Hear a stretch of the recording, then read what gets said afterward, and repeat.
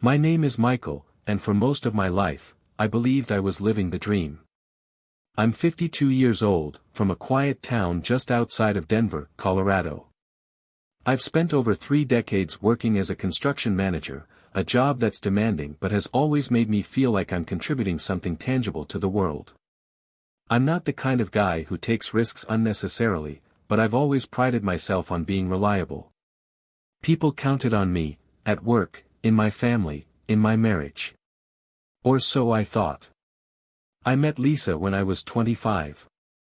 She was working as a receptionist at a small real estate office where I was managing a renovation project. She had this warm, infectious laugh that seemed to cut through the noise of the world. Lisa was everything I wasn't: spontaneous, light-hearted, and endlessly optimistic. At the time, I was drawn to how she could make even the most mundane moments feel special. We dated for 2 years before getting married in a small ceremony in her parents' backyard. It wasn't extravagant, but it was perfect for us. For most of our marriage, Lisa was the glue that held everything together. While I worked long hours at construction sites, she took care of the house, managed our social calendar, and raised our 2 kids, Sarah and Ryan. She was the kind of mom who remembered every school event, baked cookies for the PTA, and knew all the neighbors by name. I always admired how she seemed to balance everything with ease. But looking back, I realize now that I might have leaned on her too much. Maybe I took her for granted in ways I couldn't see at the time. Our early years were filled with love and laughter, but life, as it tends to do, became more complicated. The kids grew older, bills piled up, and the excitement of our youth gave way to routines and responsibilities.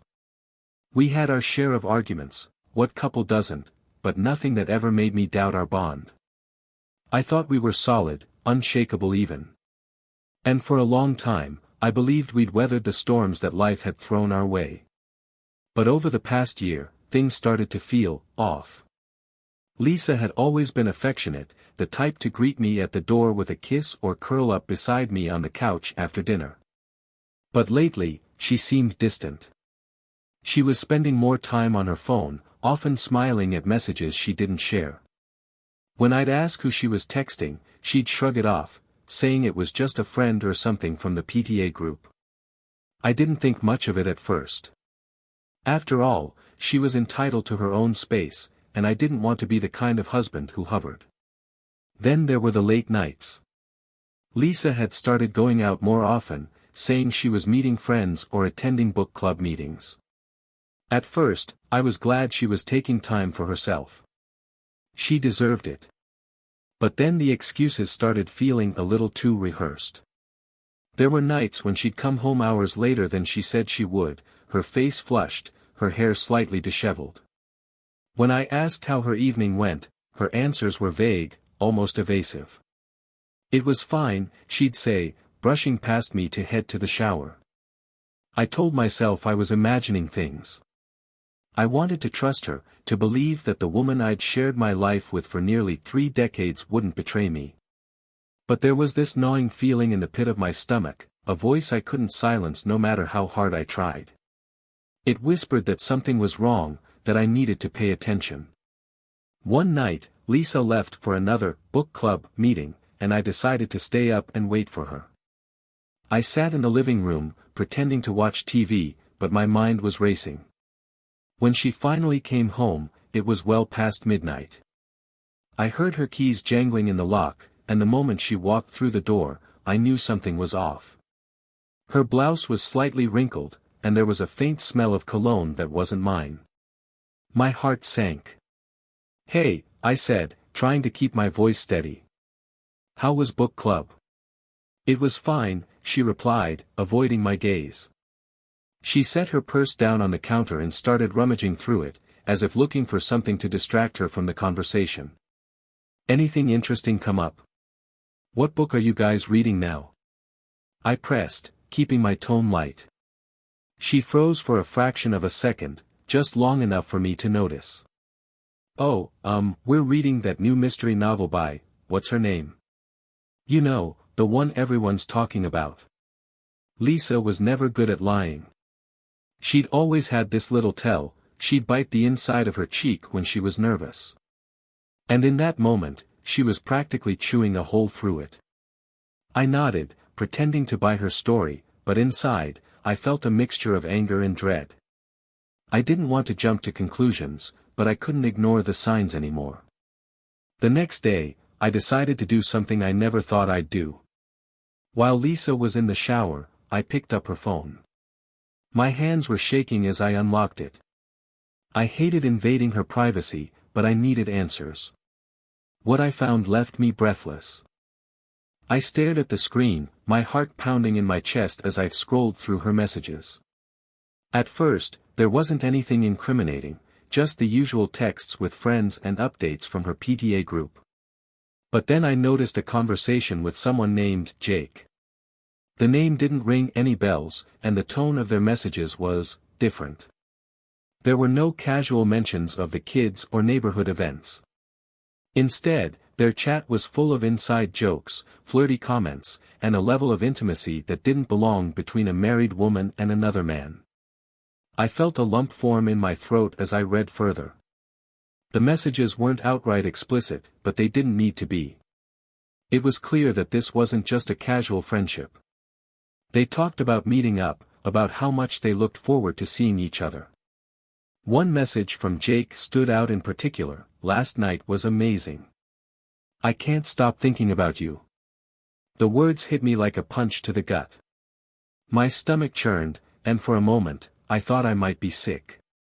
I put the phone down and leaned against the counter, trying to catch my breath. This couldn't be happening. Lisa, my wife, my partner for almost 3 decades, was she really capable of this? I felt a mix of emotions: anger, sadness, disbelief. But above all, I felt an overwhelming sense of betrayal. When Lisa came out of the shower, she seemed surprised to see me standing there, her phone still in my hand. She froze, her towel wrapped around her, droplets of water glistening on her shoulders. "What are you doing with my phone?" she asked, her voice tinged with panic. I looked at her, trying to keep my composure. "Who's Jake?" I asked, holding the phone up. Her face went pale. For a moment, she didn't say anything, and that silence spoke volumes. He's just a friend," she stammered, but the hesitation in her voice betrayed her. She reached out for the phone, but I pulled it away. "A friend? Really? Because last night sounds like more than just friendship," I shot back, my voice shaking with anger. "Do you have any idea how humiliating this is? How could you do this to me?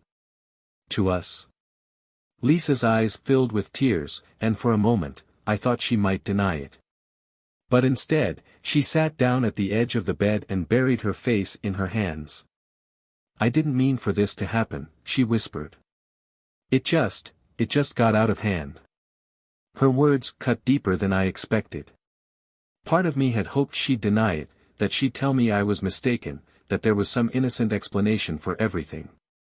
But now that she'd admitted it, there was no going back. The weight of her confession hit me like a ton of bricks. "How long?" I demanded, my voice breaking.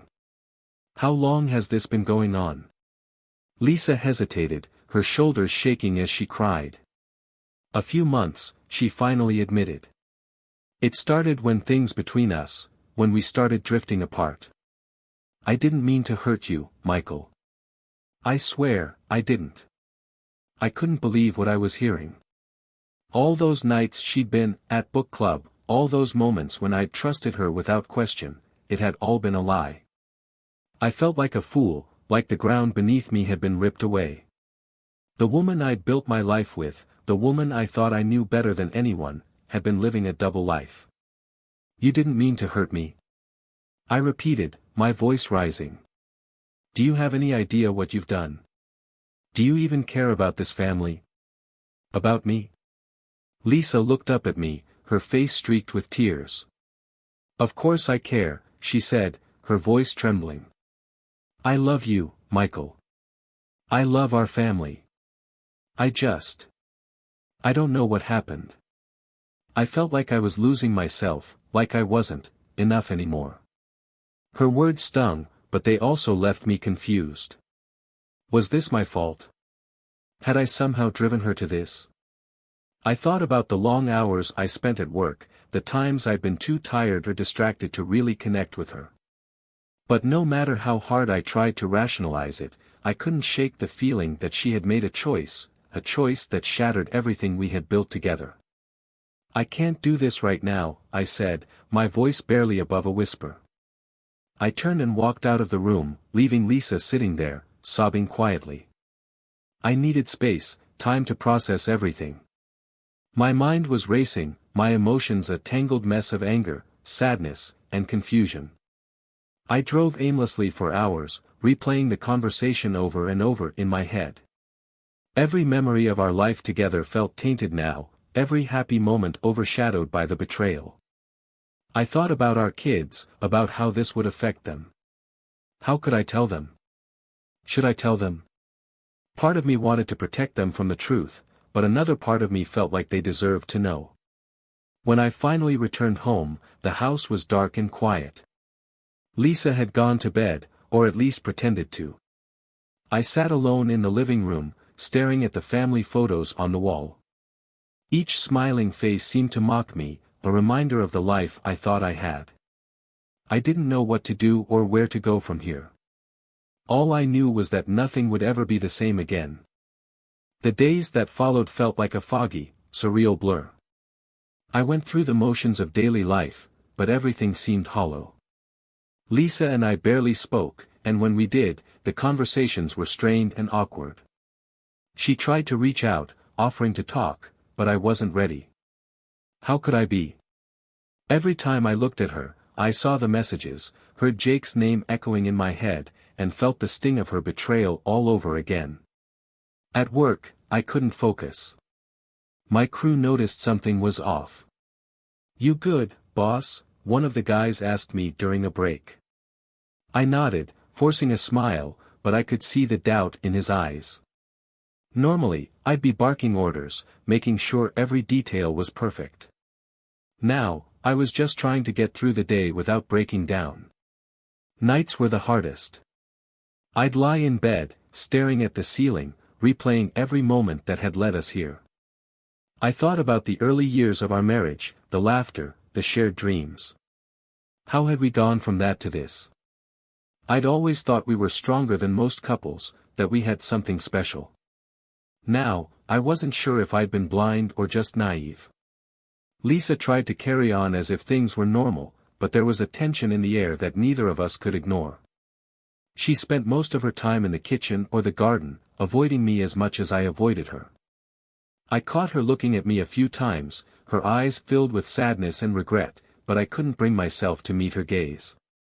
The wounds were still too fresh. One evening, after the kids had gone to bed, Lisa finally broke the silence. "Michael, we need to talk," she said, her voice trembling. I was sitting at the dining table, nursing a beer, and I didn't look up. "What's there to talk about?" I replied, my tone cold. "You made your choice." Her chair scraped against the floor as she sat down across from me. "I know I hurt you," she said softly. "And I know I can't take it back. But I want to fix this. I want to fix us." I laughed bitterly, shaking my head. "Fix us? Lisa, you had an affair. You lied to me, to our kids. How do you expect me to just move past that?" "I'm not asking you to move past it," she said, her voice breaking. "I'm asking you to give me a chance to make things right. I know I don't deserve your forgiveness, but I'm willing to do whatever it takes to earn it." Her words hung in the air, heavy and raw. Part of me wanted to believe her, to believe that we could somehow rebuild what was broken. But another part of me, the part that was still reeling from the betrayal, couldn't see how that was possible. "I don't know if I can," I admitted, my voice barely above a whisper. "I don't even know who you are anymore." Lisa reached across the table, her hand trembling as she placed it over mine. "I'm still me," she said, tears streaming down her face. "I'm still the woman who loves you, who loves our family. I made a terrible mistake, and I hate myself for it.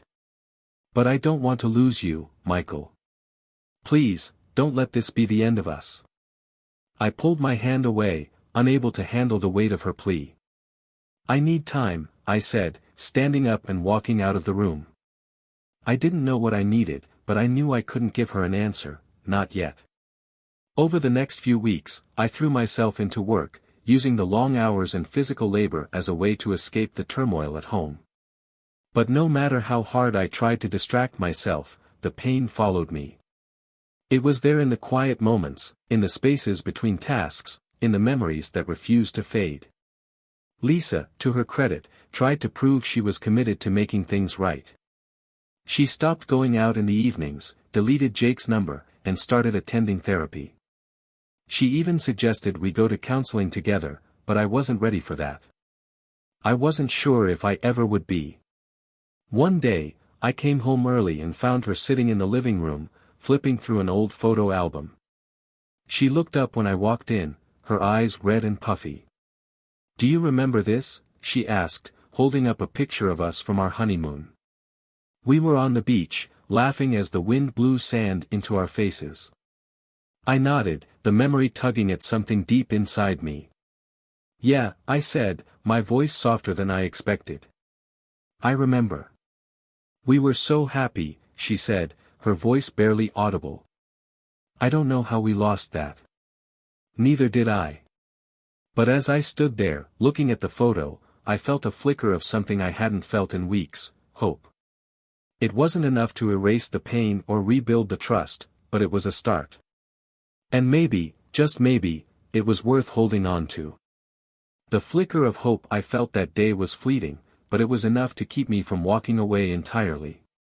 I didn't tell Lisa that. I wasn't ready to share anything resembling optimism with her yet. But inside, I found myself asking a question I hadn't dared to consider before: was it possible to salvage what we had? Could I forgive her? And if I did, would we ever truly be the same? Days turned into weeks, and our lives settled into a fragile rhythm. Lisa threw herself into therapy, going every week without fail. She left her phone in plain sight, never locking it, never giving me any reason to doubt her intentions. She started cooking dinners again, little things she hadn't done in months, as if trying to remind me of the life we used to have. I could see her trying, but the wall between us was still there, and I wasn't sure how, or if, it could come down. One Friday evening, she approached me with a tentative look on her face. "Michael," she said, her voice soft. "My therapist suggested that we try a session together. Just one, to see if it helps. Would you be willing to try?" I wanted to say no. I wanted to tell her that no amount of talking could undo the damage she'd done. But something in her eyes stopped me. There was a vulnerability there that I hadn't seen in years, a desperate need for something, maybe forgiveness, maybe understanding, maybe just a chance. Against my better judgment, I nodded. "One session," I said firmly. "That's it."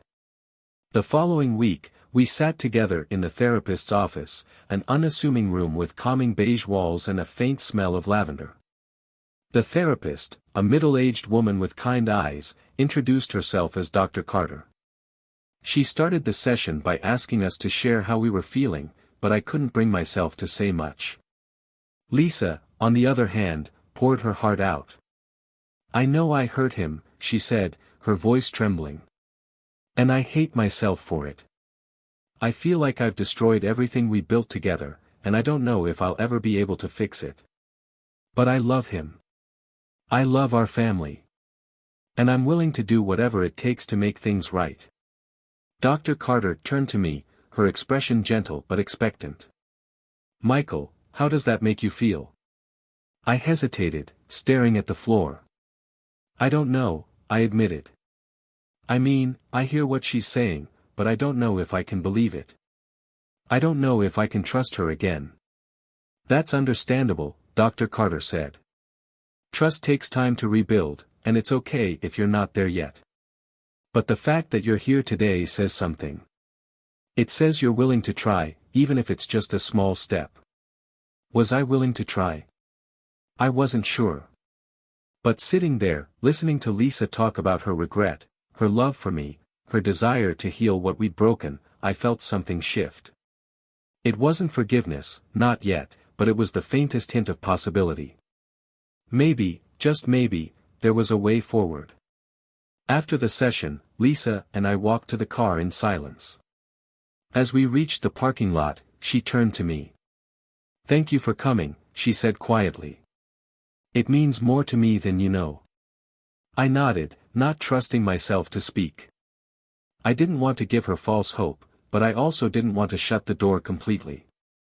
The truth was, I didn't know what I wanted. All I knew was that I was tired of the anger, the sadness, the constant replaying of what had happened. I wanted peace, but I didn't know how to find it. Over the next few weeks, we continued therapy. Slowly, painfully, we began to unpack the layers of our relationship, the good, the bad, and everything in between. I learned things about Lisa that I hadn't known before, her feelings of inadequacy, her fear of losing herself in the roles of wife and mother. She learned about my struggles too, my insecurities, my fears of failure, my tendency to bury myself in work as a way to avoid emotional intimacy. It wasn't easy. There were days when I wanted to give up, when the weight of her betrayal felt too heavy to bear. But there were also moments, small and fleeting, when I saw glimpses of the woman I'd fallen in love with all those years ago. Moments when I felt a spark of hope, a reminder of why we'd chosen each other in the first place. One night, after the kids had gone to bed, Lisa came to me with an envelope in her hands. "I wrote you a letter," she said, her voice shaking. "It's everything I've been feeling, everything I want to say but can't find the words for. Will you read it?" I took the envelope, unsure of what to expect. Later that night, after she'd gone to bed, I sat in the living room and opened it. The letter was long, handwritten in her neat, careful script. She wrote about her love for me, her regret, her hope for a future together. She wrote about the pain she'd caused, the pain she felt, and her determination to make things right. By the time I finished reading, tears were streaming down my face. I folded the letter carefully and sat there in the silence, my heart heavy with conflicting emotions. I didn't know if I could ever fully forgive her, but for the first time, I realized that I wanted to try. The decision to try wasn't a clean or easy one. It wasn't the kind of epiphany where everything suddenly became clear. Instead, it felt like wading through a fog, one step at a time, unsure of what lay ahead. I didn't wake up the next morning ready to forgive Lisa or to move forward as if nothing had happened. But I woke up with a small sense of purpose, to see if there was still something left to salvage. Lisa seemed to sense the shift in me, though I hadn't said anything. She didn't push, didn't press for grand gestures or declarations. Instead, she kept doing the little things she'd started, making breakfast, leaving notes on the counter before I left for work, sitting beside me quietly in the evenings even if we didn't talk. At first, it felt strange, like she was trying too hard. But gradually, I began to see that these weren't just attempts to win me over. They were her way of showing me that she was still here, still committed, even if I wasn't sure yet what I wanted.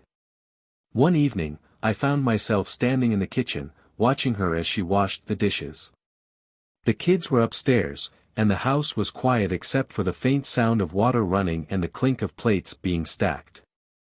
I hadn't planned to say anything, but before I knew it, the words were out of my mouth. "Why him?"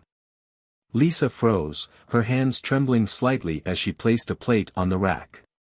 She turned off the water and wiped her hands on a towel before turning to face me. "I don't know," she said softly, her eyes filled with a mix of shame and sorrow. "I wish I had a better answer, Michael. I wish I could say it was something he did or something I was looking for, but the truth is, I don't know. It wasn't about him. It was about me. About feeling like I was invisible, like I'd lost myself." Her words stung, but they also made sense in a way I didn't want to admit. I thought back to the nights I'd stayed late at work, the times I'd come home too tired to talk or connect. I thought about how we drifted into routines, how we'd stopped seeing each other the way we used to. It didn't excuse what she'd done, not by a long shot, but it gave me a glimpse into the cracks that had formed between us. I didn't mean for it to happen, she continued, her voice breaking.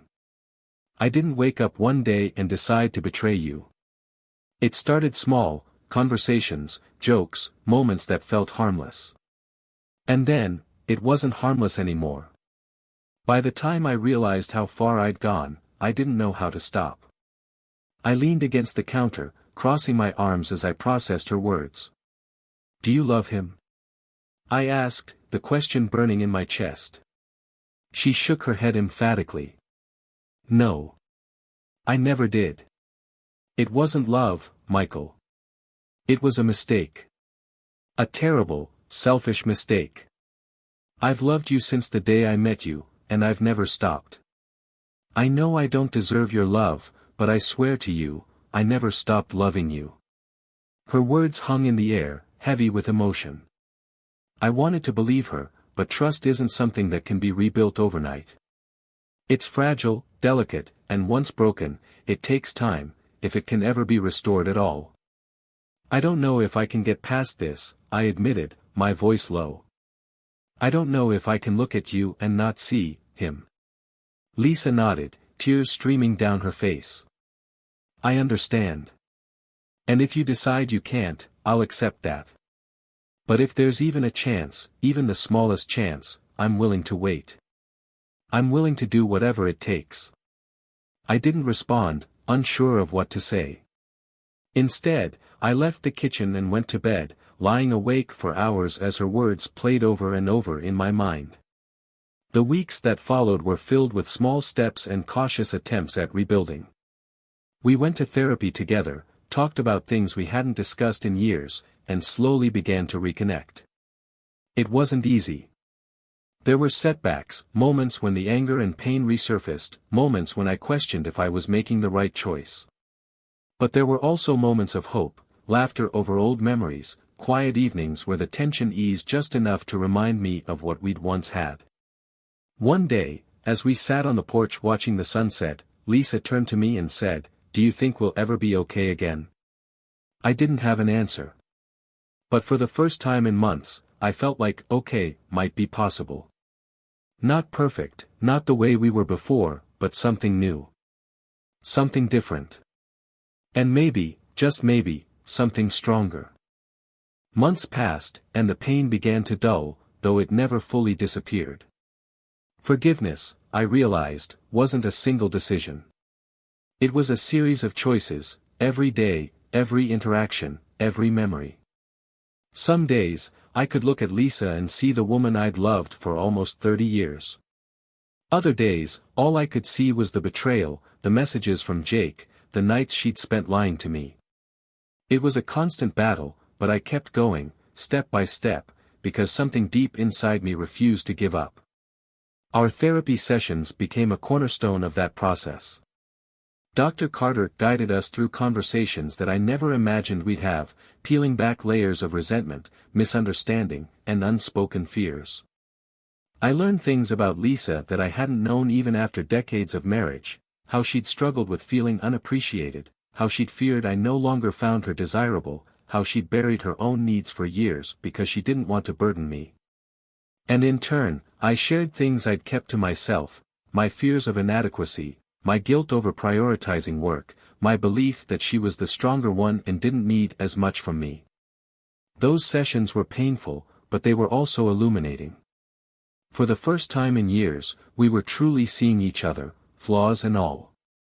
It wasn't pretty, and it wasn't easy, but it felt real. And for the first time since the affair, I felt a sliver of hope, not just for our marriage, but for myself. I realized that forgiveness wasn't just about her, it was about me letting go of the anger and bitterness that were eating me alive. One evening, after a particularly intense therapy session, Lisa and I sat on the couch together in silence. The kids were out, and the house was unusually quiet. I could feel her watching me, but I didn't look at her. Finally, she broke the silence. "Michael," she said softly, "do you hate me?" The question caught me off guard. I turned to look at her, and for a moment, I saw the woman I'd fallen in love with all those years ago, the woman who used to make me laugh until my sides hurt, who'd held my hand through every hardship, who'd been my partner in everything. Her face was etched with worry, her eyes pleading for an answer. "I don't hate you," I said, surprising even myself. "I hate what you did. I hate how it made me feel. But I don't hate you, Lisa." Tears filled her eyes, and she reached for my hand. I let her take it, though the gesture felt fragile, tentative. "I know I've said this before," she whispered, "but I'm so sorry. I wish I could take it all back. I'd give anything to undo the pain I've caused you." I nodded, not trusting myself to speak. Her words were sincere, but they couldn't erase the past.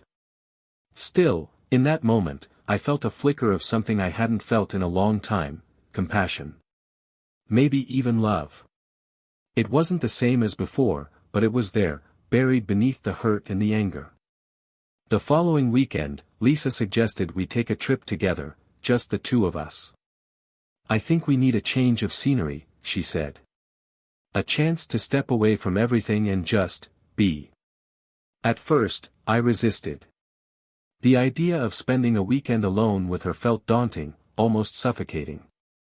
But after some thought, I agreed. We drove to a small cabin in the mountains, a place we'd visited early in our marriage. The drive was quiet, but not tense. It felt like we were testing the waters, seeing if we could find a way back to each other. The cabin was exactly as I remembered it, simple, rustic, with a breathtaking view of the surrounding woods. We spent the first day hiking, talking about mundane things like the kids and work. It felt strange, but also comforting, to have a conversation that wasn't weighed down by the past. That evening, as we sat by the fire, Lisa pulled out a bottle of wine. "Do you remember the last time we were here?" she asked, pouring 2 glasses.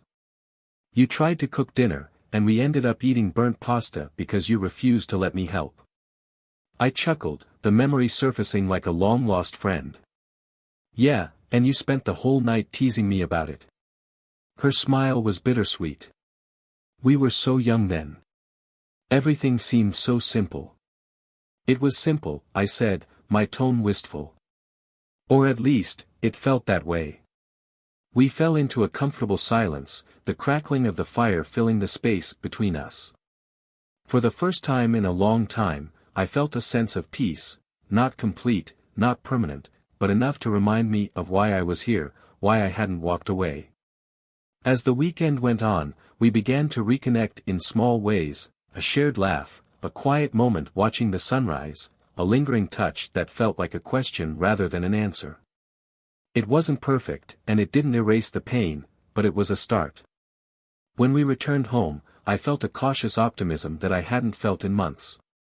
The road ahead was still uncertain, but for the first time, I believed it was a road we could walk together. Returning home from the cabin was like stepping back into reality, but something had shifted.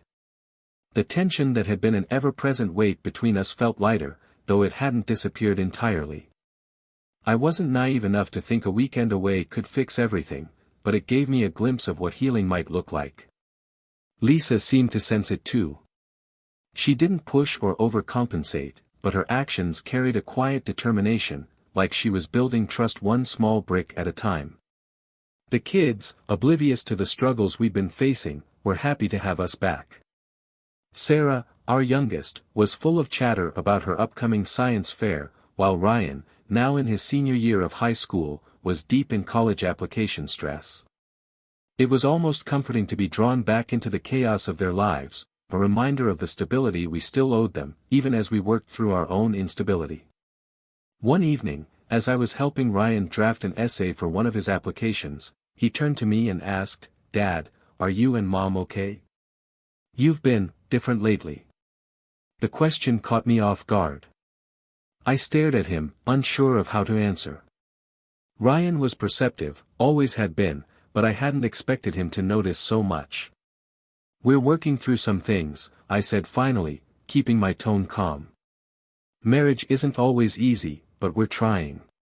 He nodded, though his expression was still thoughtful. You know, you and Mom are like the example of what I want someday. I mean, you've been together forever, and you still make it work.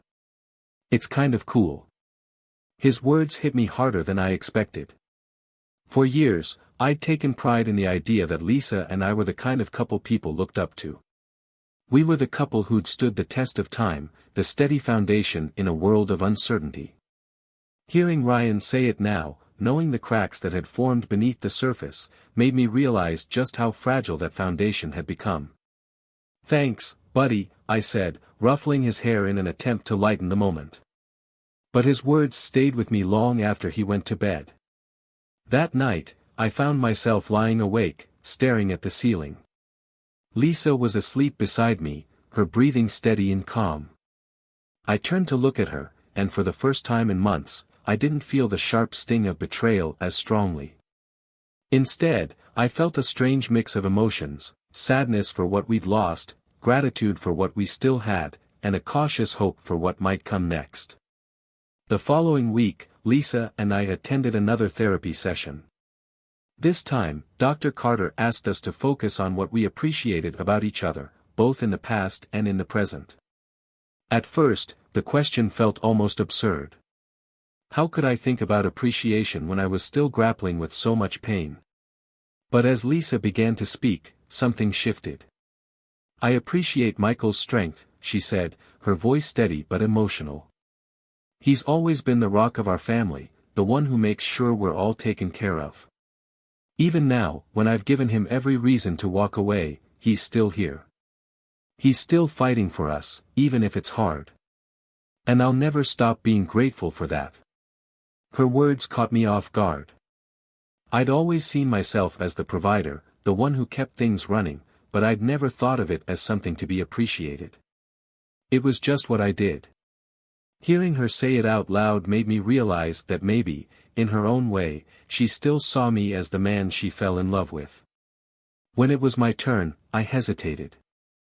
There was so much I could have said, about the betrayal, the pain, the doubts that still lingered.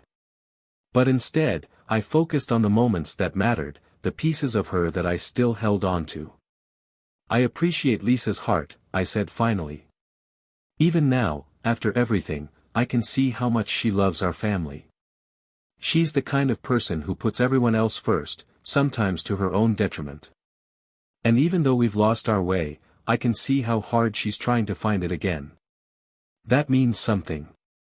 The session ended on a quiet but hopeful note. As we walked out to the car, Lisa reached for my hand.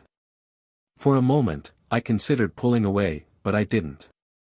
Instead, I let her fingers intertwine with mine, the simple gesture feeling like a tentative step forward. At home, we continued the slow work of rebuilding. Lisa suggested we start having weekly date nights, a tradition we'd abandoned years ago in the chaos of raising kids and juggling responsibilities. At first, I was skeptical. The idea of sitting across from her at a restaurant, making small talk while pretending everything was normal, felt forced. But I agreed, figuring we had nothing to lose. Our first date night was awkward. We went to a small Italian place we'd frequented in our early years of marriage, and while the food was excellent, the conversation was stilted. We talked about the kids, the weather, anything to avoid the elephant in the room. But by the end of the evening, something unexpected happened. Lisa told a story about a particularly chaotic day she'd had at the PDA years ago, and before I knew it, I was laughing. Real, genuine laughter, the kind I hadn't felt in months. It caught me off guard, but it also felt good. Natural. As the weeks went on, the date nights became easier. We started talking about more meaningful things, our hopes, our fears, our memories. It wasn't perfect, but it was progress. And slowly, I began to see glimpses of the woman I'd married, the woman who'd once been my best friend. One evening, as we walked back to the car after dinner, Lisa turned to me. "Do you think we're getting there?" she asked, her voice tentative. I thought about it for a moment before answering. "I think we're trying," I said honestly. "And maybe that's enough for now." She smiled, and for the first time in a long time, I felt a flicker of something I hadn't expected: peace. As the weeks turned into months, Lisa and I continued the delicate dance of rebuilding our lives together. The progress was slow, almost imperceptible at times, but it was there. Each therapy session, each shared meal, each quiet moment spent in each other's company felt like a small victory. We weren't the same as we had been before, and maybe we never would be, but I began to see that different didn't necessarily mean worse. Our date nights became a regular part of our routine, something I found myself looking forward to in a way I hadn't anticipated. We explored new restaurants, revisited old haunts, and even tried activities we'd never done before, like painting at one of those wine and art places Lisa had always wanted to try. I wasn't much of an artist, but watching her laugh as I butchered my attempt at a landscape was worth every awkward brushstroke. Still, there were moments when the weight of what had happened threatened to pull me under. Nights when I lay awake, staring at the ceiling, wondering if I'd made the right choice by staying. Days when a memory would surface, a fleeting thought of Jake, a flash of Lisa's evasive expressions during those months, and the anger would flare up again, hot and raw. But each time, I reminded myself of the progress we'd made, of the reasons I'd chosen to stay and fight for our marriage. It wasn't easy, but it was worth it. One evening, after dinner, Lisa suggested we go for a walk. The kids were out with friends, and the house felt too quiet. We strolled through the neighborhood, the cool evening air carrying the faint scent of pine and freshly cut grass. Lisa reached for my hand, and this time, I didn't hesitate. We walked in silence for a while, the sound of our footsteps on the pavement filling the space between us. "I've been thinking," Lisa said after a while, her voice breaking the stillness. "About us. About everything that's happened." I glanced at her, unsure of where she was going with this. "Yeah." She nodded, her grip on my hand tightening slightly. "I know I've said this before, but I need you to know how much I regret what I did. Not just because of the pain it caused you, but because of what it says about me. I've been trying to figure out why I let it happen, why I let myself become someone I don't even recognize. And the only thing I can come up with is that I was scared." "Scared of what?" I asked, my curiosity outweighing my lingering frustration. "Of losing you," she admitted, her voice trembling. "Of losing us. I know it doesn't make sense, it's completely backward, but I think part of me felt like I was already losing you. Like we were drifting apart, and I didn't know how to stop it. And instead of facing that, I ran away. I made the worst mistake of my life because I was too afraid to confront the truth." Her words hit me harder than I expected. For so long, I'd been consumed by my own pain, my own sense of betrayal, that I hadn't fully considered what might have been driving her actions. It didn't excuse what she'd done, not by a long shot, but it added another layer to the story, one that I hadn't been willing to see before. "I'm not saying this to justify anything," Lisa continued, her voice growing steadier. "I know there's no excuse for what I did. But I need you to know that it wasn't about you. It was about me and my own fears and failures. And if I could take it all back, I would. In a heartbeat." I stopped walking and turned to face her. The streetlights cast a soft glow on her face, highlighting the vulnerability in her expression. "I know you regret it," I said, my voice quieter than I intended. "And I know you're trying. But it's still hard, Lisa.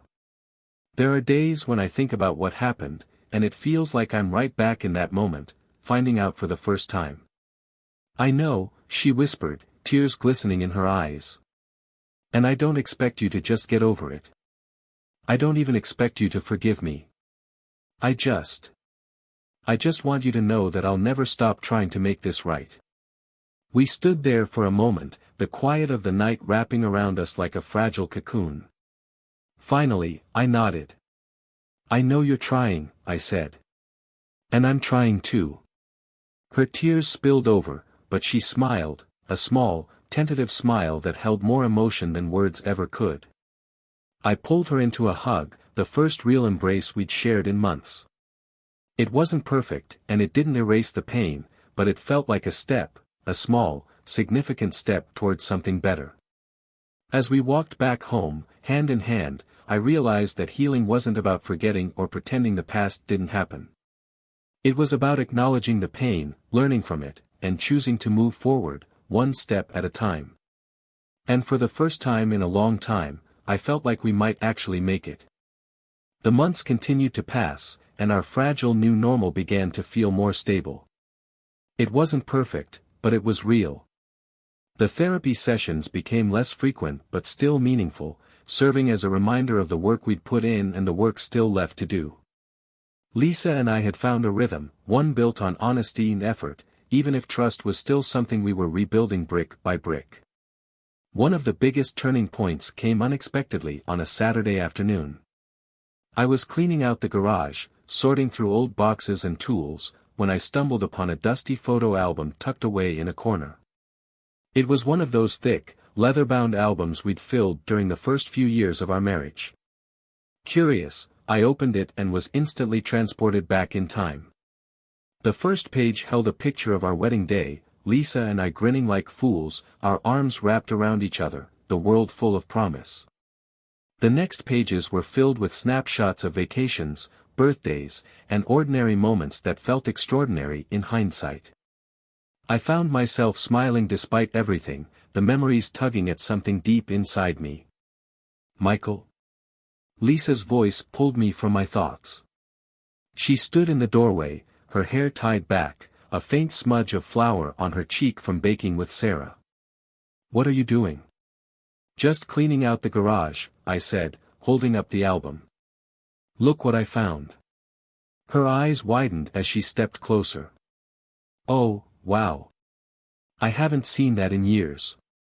She sat down beside me on the concrete floor, her knees brushing against mine as we flipped through the pages together. We laughed at some of the pictures, my terrible attempt at a beard during our first year of marriage, her disastrous attempt at camping where she ended up covered in mosquito bites. But as we turned the pages, the laughter gave way to something quieter, more reflective.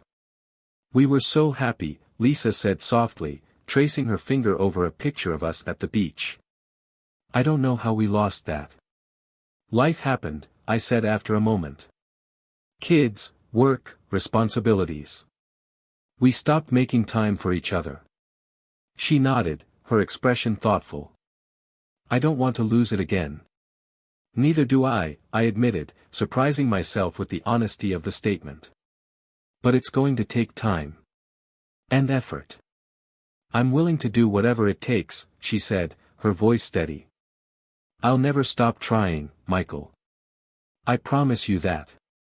The sincerity in her voice was undeniable, and for the first time, I felt a genuine sense of hope, not the cautious, tentative hope I'd clung to before, but something stronger. Maybe we could do this. Maybe we could find a way back to each other, not as the people we used to be, but as the people we were now. As the days went on, I found myself opening up more, letting Lisa back into the parts of me I'd closed off after the affair. It wasn't easy. There were still moments of doubt, moments when the memories resurfaced and the pain felt fresh again. But each time, Lisa was there, patient and unwavering, reminding me that we were in this together. One evening, as we sat on the porch watching the sunset, I turned to her and asked a question that had been on my mind for weeks. Do you ever think about the future? She looked at me, surprised. All the time, she said. Why? I mean, do you think about what we'll look like years from now? When the kids are grown, when it's just us again? Lisa smiled, a soft, wistful expression crossing her face. I think about it a lot. And I hope that by then, we'll have found our way back to each other completely.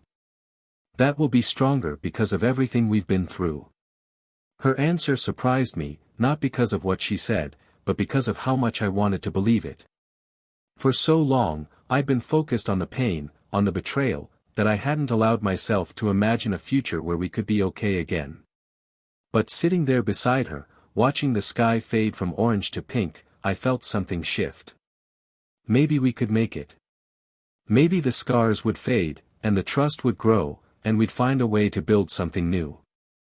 That night, as we got ready for bed, Lisa hesitated before climbing under the covers.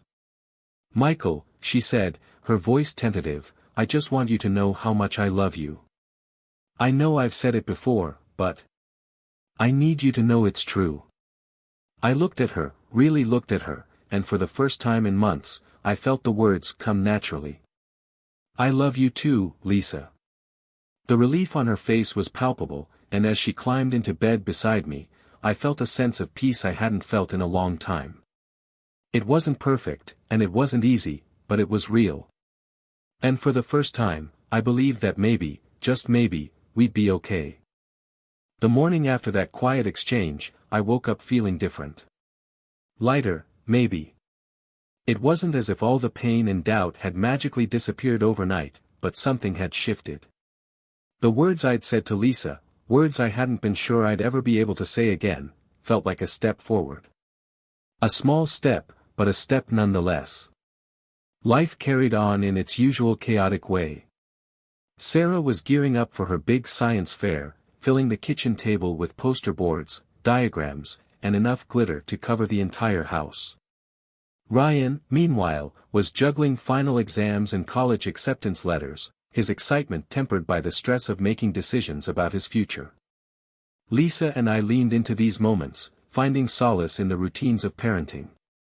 For the first time in what felt like forever, I started to feel like we were a team again. One evening, after dinner, Lisa suggested we go through some old boxes in the attic. "I've been meaning to sort through them for years," she said, a faint smile tugging at her lips. "Maybe we'll find some treasures." The attic was dusty and cluttered, filled with the remnants of our shared history, photo albums, forgotten holiday decorations, childhood toys the kids had long outgrown. As we sifted through the boxes, we stumbled upon a stack of old letters tied together with a faded ribbon. "What's this?" I asked, holding them up. Lisa's eyes widened. "Oh my gosh, those are the letters we wrote to each other when you were working on that big out-of-town project. Do you remember?" I did. It had been early in our marriage, back when I'd taken a job managing a construction site in another state. We'd been apart for months, and in the days before smartphones and FaceTime, we'd written letters to stay connected. I untied the ribbon and pulled out the first letter, my own handwriting staring back at me. "Dear Lisa," I read aloud, "I miss you so much it hurts. Every night, I fall asleep thinking about you, and every morning, I wake up wishing I could see your face. This project feels endless, but the thought of coming home to you is what keeps me going." Lisa's face softened, a nostalgic smile spreading across her lips. "You were always so good with words," she said quietly. I handed her a letter from the stack. "Here, read one of yours." She unfolded the paper, her eyes scanning the lines.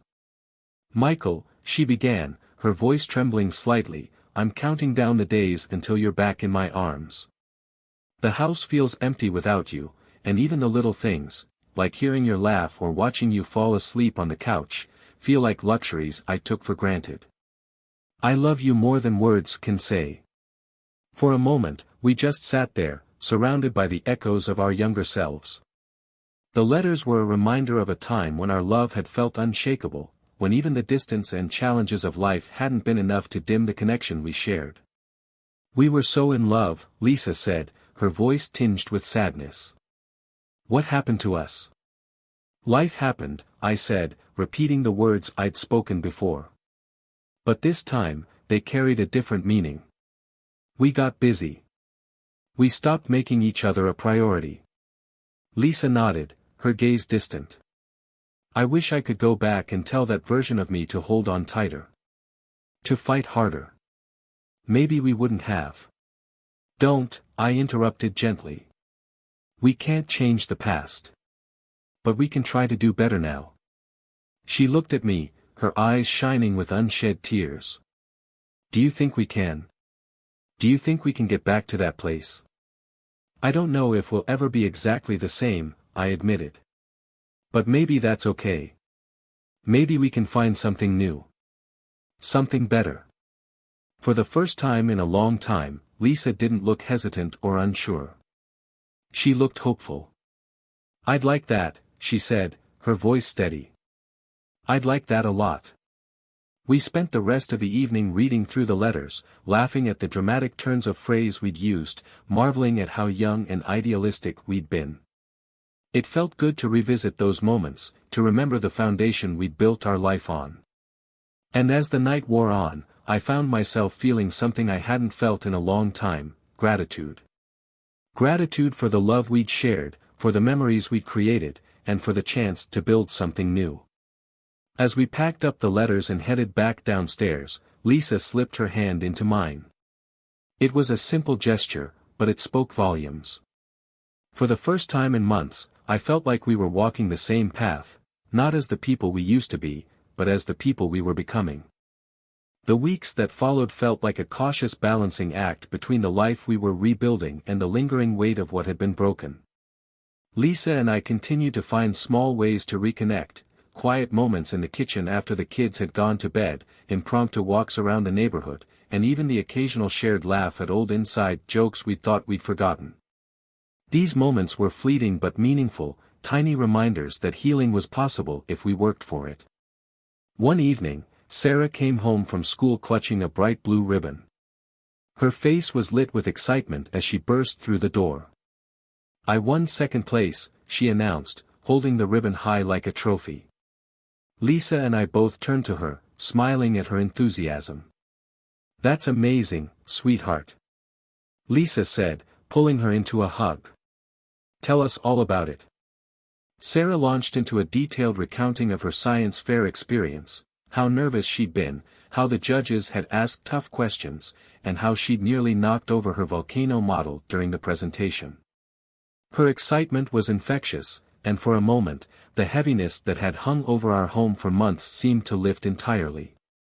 Later that night, after Sarah had gone to bed, Lisa turned to me. "It felt good, didn't it?" she said softly. "What did?" I asked, though I already knew what she meant. "Laughing. Celebrating. Just, being a family again," she said. Her expression was tentative, as if she were afraid of saying the wrong thing. "It did," I admitted. "It reminded me of what we're fighting for." Lisa reached out and placed her hand over mine. "I'm glad you feel that way. Because I'm fighting for it too. Every day." Her words stayed with me long after we went to bed. They were simple, but they carried a weight that spoke to the effort she was putting into making things right. For the first time, I found myself truly believing that her commitment was as strong as mine. One weekend, Lisa suggested we take a trip as a family. "Nothing big," she said. "Just a day trip to the lake or a hike. Something to get us out of the house and spending time together." At first, I hesitated. The idea of putting on a facade of normalcy felt daunting, especially when things were still so fragile. But after some thought, I agreed. Maybe it would be good for all of us to step away from the everyday routines and remember what it felt like to simply enjoy each other's company. We decided on a hike to a nearby trail we'd visited years ago when the kids were little. The drive there was filled with light-hearted banter, Sarah teasing Ryan about his terrible singing, Lisa and I laughing as Ryan tried to defend himself. It felt easy, natural, like a glimpse of the family we used to be. The hike itself was beautiful. The trail wound through dense woods, the air crisp and cool, the sound of birdsong echoing through the trees. Sarah raced ahead, her boundless energy putting the rest of us to shame, while Ryan stuck closer to Lisa and me, occasionally grumbling about the uphill climb. At one point, we reached a clearing with a breathtaking view of the valley below. We stopped to rest, taking in the sight. Sarah and Ryan sat on a fallen log, chatting and laughing, while Lisa and I stood a few feet away, the wind tugging at our hair. "This was a good idea," I said, glancing at her. Lisa smiled, her expression soft. "I'm glad you think so. I just wanted us to have a day where we could forget everything else and just be together." "It worked," I said. And it had. For the first time in a long time, I felt a sense of peace, not perfect, not complete, but enough to remind me of why I was still here. That night, as we sat around the dining table eating takeout pizza, our reward for the long hike, I caught myself watching Lisa. She was laughing at something Sarah had said, her face lit with a warmth I hadn't seen in months. It struck me then how much I still loved her, despite everything. That love wasn't the same as it had been in the beginning, it was more complicated, more bruised, but it was still there.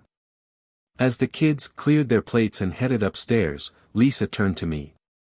"Thank you for today," she said quietly. "I know it wasn't easy for you to say yes, but it meant a lot." "It was a good day," I said simply, and I meant it. Lisa hesitated, then added, "I know we still have a long way to go. But days like this, they give me hope." "Me too," I said, surprising myself with the honesty of the admission. As we cleaned up the table together, I realized that hope was something I hadn't allowed myself to feel fully in a long time. But now, as I stood beside Lisa, working together in the quiet comfort of our home, I felt it. And for the first time, I believed it might just be enough to carry us through. As time went on, the small moments of connection between Lisa and me became more frequent. They weren't grand gestures or dramatic breakthroughs, but rather the quiet, everyday acts that slowly stitched together the fabric of our relationship. A shared laugh while folding laundry, a lingering glance across the dinner table, or the way her hand would brush against mine as we walked side by side. These moments didn't erase the past, but they reminded me of why I'd chosen to stay and fight for what we had. One Friday evening, after the kids had gone to a friend's house for a sleepover, Lisa suggested we cook dinner together. "It's been a while since we've done that," she said, her tone light but hopeful. "Remember when we used to spend hours in the kitchen, experimenting with recipes?" I did remember. Back in the early years of our marriage, cooking together had been one of our favorite pastimes. We'd make a mess of the kitchen, laughing and teasing each other as we tried new dishes. It had always been less about the food and more about the time spent together. Somewhere along the way, though, that tradition had faded, replaced by rushed meals and takeout. "Sure," I said, shrugging. "Why not?" Lisa's face lit up with a smile that was almost shy, as if she hadn't expected me to agree. She pulled out a recipe for homemade lasagna, and we set to work. The kitchen quickly filled with the sounds of chopping, stirring, and the occasional playful argument over who was making a bigger mess. At one point, as I was layering the noodles and sauce in the baking dish, Lisa reached over to help, her hand brushing against mine. I glanced at her, and for a moment, our eyes met. There was something unspoken in that look, a mixture of gratitude, hope, and something deeper. It was a small moment, but it stayed with me. When the lasagna was finally in the oven, we sat at the counter with glasses of wine, the warmth of the kitchen wrapping around us like a cocoon. "This feels nice," Lisa said, her voice soft. "Like old times." "It does," I agreed, surprising myself with how true it felt. As we ate dinner that night, I found myself relaxing in a way I hadn't in months. The conversation flowed easily, punctuated by laughter and the occasional trip down memory lane. For the first time, I felt like we were truly moving forward, not just pretending to be okay, but actually rebuilding something real. But even as things improved between us, there were moments when the past still cast its shadow. One night, as Lisa was getting ready for bed, I caught myself staring at her, a question I hadn't asked lingering on the tip of my tongue. Finally, I spoke. "Do you ever think about him?" I asked, my voice steady but quiet. Lisa froze, her hand pausing mid-motion as she folded a sweater. She turned to face me, her expression a mix of surprise and sadness. "No," she said firmly. "Not anymore. Not for a long time." I nodded, but she must have seen the doubt in my eyes because she stepped closer, her voice gentle but resolute. "Michael, I don't think about him because he doesn't matter. He never did, not really. What I did was wrong, and I'll regret it for the rest of my life. But my focus is on us, on you, on our family, on making this right." Her words were sincere, and for the first time, I felt like I could truly believe them. The doubts that had lingered in the back of my mind began to fade, replaced by a cautious sense of trust. It wasn't complete, and it wasn't unshakable, but it was a start. As the weeks turned into months, our relationship continued to grow stronger. The therapy sessions became less frequent, and our date nights became something we genuinely looked forward to. We even started planning a family vacation for the summer, a trip to the beach, something we hadn't done in years. One evening, as we sat on the porch watching the sunset, Lisa turned to me. "Do you ever think about what we've been through?" she asked, her voice tentative. "Every day," I admitted. "But it doesn't hurt as much anymore. It's more like a reminder of how far we've come." She nodded, her eyes glistening with emotion. "I think about it too. And I know we still have work to do, but I'm proud of us. I'm proud of you." Her words caught me off guard, but they filled me with a warmth I hadn't expected. "I'm proud of us too," I said, reaching for her hand. "We've been through hell, but we're still here. And that means something." As we sat there, the sky fading from orange to deep blue, I realized that healing wasn't about forgetting or pretending the past didn't happen. It was about learning from it, growing because of it, and choosing to move forward together. And for the first time, I truly believed that we could. As summer approached, the anticipation of our family vacation brought a renewed energy to the house. Planning the trip was a welcome distraction from the weightier parts of life, and it gave us something to look forward to as a family.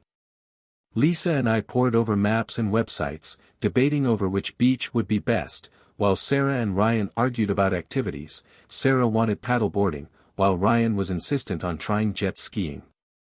The excitement was infectious, and for the first time in a long time, the house felt full of life again. The day of the trip arrived, and the drive to the beach was filled with the usual mix of bickering over music choices, roadside snack stops, and the occasional chorus of, "Are we there yet?" from Sarah. Lisa and I exchanged amused glances in the front seat, a silent acknowledgement of how these small, chaotic moments were the ones we'd miss most when the kids were grown. When we finally arrived, the sight of the ocean stretched out before us was enough to silence even Ryan's usual sarcasm. The kids ran ahead, eager to explore the shoreline, while Lisa and I followed at a more leisurely pace, the sound of the waves and the salty breeze washing over us. The week passed in a blur of sun-soaked days and laughter-filled evenings. We built sandcastles, played volleyball, and indulged in far too much ice cream. There were moments when I caught myself watching Lisa as she laughed with the kids or gazed out at the horizon, and I felt a warmth that was equal parts nostalgia and hope.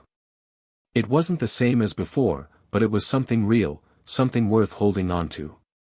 One evening, after the kids had gone to bed, Lisa and I sat on the balcony of our rental, the sound of the waves filling the silence between us. She was holding a glass of wine, her face soft in the moonlight. For a while, neither of us spoke. Then she turned to me, her expression thoughtful. "Do you think we'll ever stop carrying this with us?" she asked quietly. I considered her question, the weight of it settling over me like a familiar cloak. "I don't know," I admitted. "Maybe not completely. But I think that's okay. What matters is how we carry it." She nodded, her eyes glistening. "I'm trying, Michael.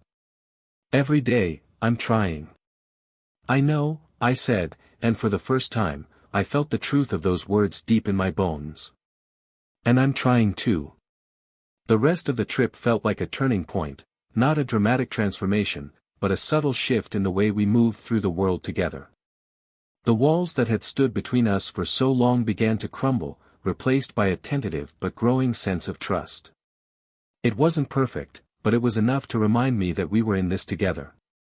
When we returned home, life resumed its usual rhythm, but the memories of the trip lingered. They became a touchstone, a reminder of what we were working toward. Lisa and I continued to find small ways to connect, early morning coffee on the porch, evenings spent watching old movies, and even the occasional spontaneous date night. These moments weren't grand gestures, but they were enough to keep us moving forward. One evening, as we sat together on the couch, Lisa turned to me with a smile. "Do you remember that promise we made on our wedding day?" she asked. "Which one?" I teased. "There were a lot of them." She laughed softly. "The one about choosing each other, no matter what." I nodded, the memory surfacing like a warm breeze. "I remember. I think about that a lot," she said, her voice quiet but steady. "And I know I broke that promise when she hesitated, her eyes searching mine. But I want you to know that I'm choosing you now. Every day, I'm choosing you." Her words hung in the air, heavy with meaning. I reached for her hand, holding it tightly in mine. "I'm choosing you too," I said, the weight of the moment settling over me like a blanket. "And I'm choosing us." For the first time, I felt a sense of peace, not perfect, not unshakable, but real. It was the kind of peace that comes from knowing that while the road ahead might still be rocky, you're walking it together. And in that moment, I knew we'd find our way. As the seasons changed, so did the texture of our lives. The wounds that had once felt raw and unmanageable were now scars, still there, but less painful to touch. Lisa and I continued to find a rhythm, a balance that felt more natural with each passing day. It wasn't as if everything was suddenly perfect, there were still moments of doubt, flashes of the past that resurfaced when I least expected them. But those moments were fewer and farther between, and they no longer had the power to pull me under. One evening, while Sarah was at a friend's house and Ryan was studying in his room, Lisa and I found ourselves sitting in the backyard, the glow of string lights casting a warm hue over the patio. The air was cool, and the faint sound of crickets filled the silence. Lisa had brought out a bottle of wine, and we sipped quietly, the unspoken comfort of the moment settling between us. "You know," Lisa began, her voice breaking the stillness, "I've been thinking about how far we've come." I glanced at her, curious. "Yeah." She nodded, her expression thoughtful. "I didn't think we'd make it, Michael. After everything I did, after the pain I caused, I wouldn't have blamed you if you'd walked away." I studied her for a moment, the weight of her words settling over me. "I thought about it," I admitted.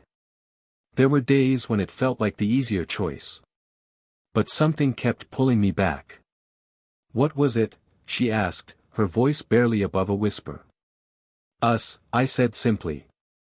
"The life we built, the love we shared. It wasn't perfect, but it was worth fighting for. And even in the worst moments, I couldn't let go of that." Her eyes filled with tears, but she didn't look away. "I don't deserve you," she said softly. "It's not about deserving," I said. "It's about choice. And I'm choosing us." She reached for my hand, her fingers lacing through mine. "I'm choosing us too. Every single day." In that moment, I felt a sense of clarity I hadn't experienced before. It wasn't about erasing the past or pretending the pain hadn't existed. It was about embracing the messiness of it all, the hurt, the healing, the hope, and finding a way to move forward together. As the weeks turned into months, our relationship continued to grow. The small acts of kindness and connection became second nature again, and the trust we'd been slowly rebuilding felt stronger. We talked more, laughed more, and found joy in the little things, like cooking dinner together, walking hand in hand through the neighborhood, and staying up late to watch old movies.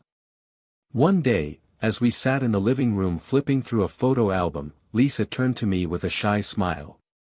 "Do you remember when we talked about renewing our vows?" I nodded, a faint memory surfacing. It had been years ago, a passing conversation during one of our anniversaries. "Yeah, I remember."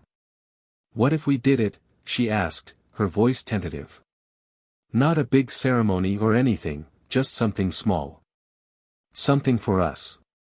The idea caught me off guard, but the more I thought about it, the more it made sense. It wasn't about erasing the past or pretending everything was perfect.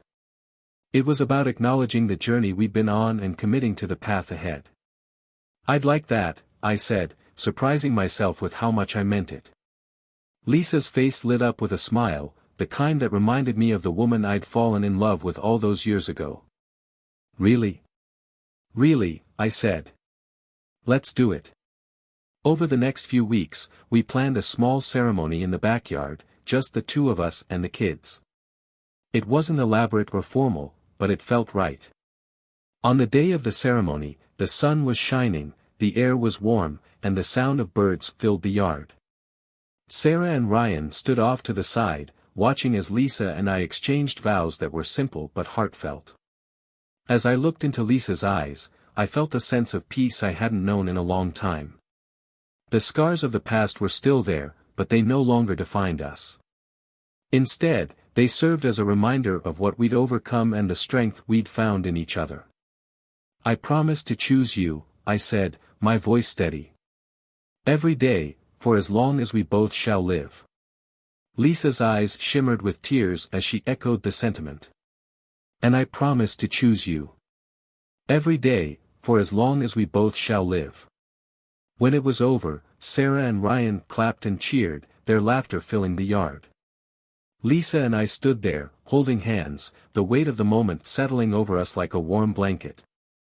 It wasn't a new beginning, exactly. It was more like a continuation, a promise to keep moving forward, one step at a time, together. As the sun dipped below the horizon and the sky turned shades of pink and gold, I realized that while our story had taken an unexpected turn, it wasn't over. In many ways, it was just beginning. After the vow renewal, something shifted between Lisa and me.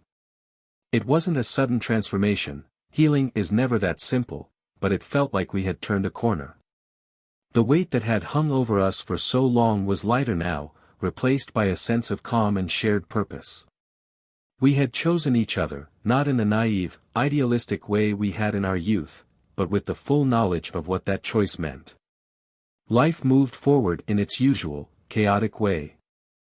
Sarah threw herself into a summer drama camp, filling the house with rehearsals and costume pieces, while Ryan prepared for college, his acceptance letters spread across the kitchen table as he debated his options. Lisa and I found joy in supporting them, our shared pride in our kids serving as another thread that wove us closer together. One evening, after Ryan had gone to bed and Sarah was upstairs FaceTiming with her friends, Lisa and I sat on the couch, flipping through a travel magazine. "What about Italy?" she asked, pointing to a picture of the Amalfi Coast. "We always talked about going there someday." "Someday," I echoed, a smile tugging at my lips. "It always seemed like something we'd do later." "Maybe later is now," she said, her tone playful but sincere. "The kids are older, and we're finding our way again. Maybe it's time to do something just for us." I considered her words, the idea settling in my mind. A trip to Italy had always been one of those distant dreams, something we talked about in passing but never seriously pursued. But now, with the hardest part of our journey behind us, it felt like a possibility, like a way to celebrate how far we'd come. "Let's do it," I said, surprising even myself. "Let's plan a trip to Italy." Lisa's face lit up, her excitement contagious. "Really?" "Really," I said, reaching for her hand. "We've earned it." Over the next few weeks, we threw ourselves into planning the trip, researching cities, landmarks, and restaurants. It became a shared project, something that brought us even closer. We spent late nights poring over guidebooks and maps, imagining ourselves strolling through Rome, Venice, and Florence. It felt good to dream together, to have something to look forward to that was just for us. When the day of the trip finally arrived, we boarded the plane with a mix of excitement and nervousness. It was our first time traveling without the kids in years, and the prospect of being alone together for 2 weeks felt both exhilarating and a little daunting. But as the plane lifted off the ground, I glanced at Lisa and saw the joy in her eyes, and I knew we'd made the right choice. Italy was everything we'd imagined and more. We wandered through the cobblestone streets of Rome, marveled at the art in Florence, and took a gondola ride in Venice. We ate our weight in pasta and gelato, laughed at our attempts to speak Italian, and lost ourselves in the beauty of the countryside. But more than the sights and experiences, it was the time together that mattered most. For the first time in years, we felt truly connected, like a team, like partners, like the couple we used to be. One evening, as we sat on a terrace overlooking the Tuscan hills, Lisa reached for my hand. "Thank you," she said softly. "For what?" I asked, genuinely curious. "For giving us another chance," she said. "For choosing me, even when I didn't deserve it." I looked at her, the woman I had loved through all the highs and lows of our life together, and felt a deep sense of gratitude. "Thank you," I said. "For fighting for us. For never giving up." As we sat there, the sun setting in shades of gold and orange, I realized that our journey hadn't just been about rebuilding our marriage. It had been about rediscovering ourselves, individually and together. We weren't the same people we had been when we first fell in love, but in many ways, that was a good thing. We were stronger now, more resilient, and more aware of what truly mattered. The trip came to an end too soon, but the memories we made stayed with us long after we returned home. They became a part of the foundation we were building, a reminder of how far we'd come and the future we were creating together. Back home, life resumed its usual rhythm, but something had changed. The cracks that had once threatened to break us apart had been filled, not with a false sense of perfection, but with something real and enduring. We still had our challenges, our moments of doubt, but they no longer defined us. Instead, they became part of our story, a story of love, loss, and the choice to fight for what mattered most. As the summer drew to a close, the pace of life began to shift again. Ryan was preparing to leave for college, his excitement tempered by moments of nervousness.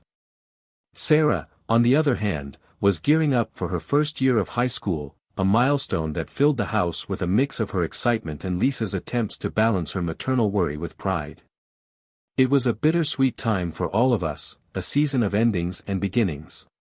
On the day we took Ryan to his college campus, the drive was quieter than I expected. Ryan, who usually filled any silence with jokes or commentary, sat in the back seat scrolling through his phone.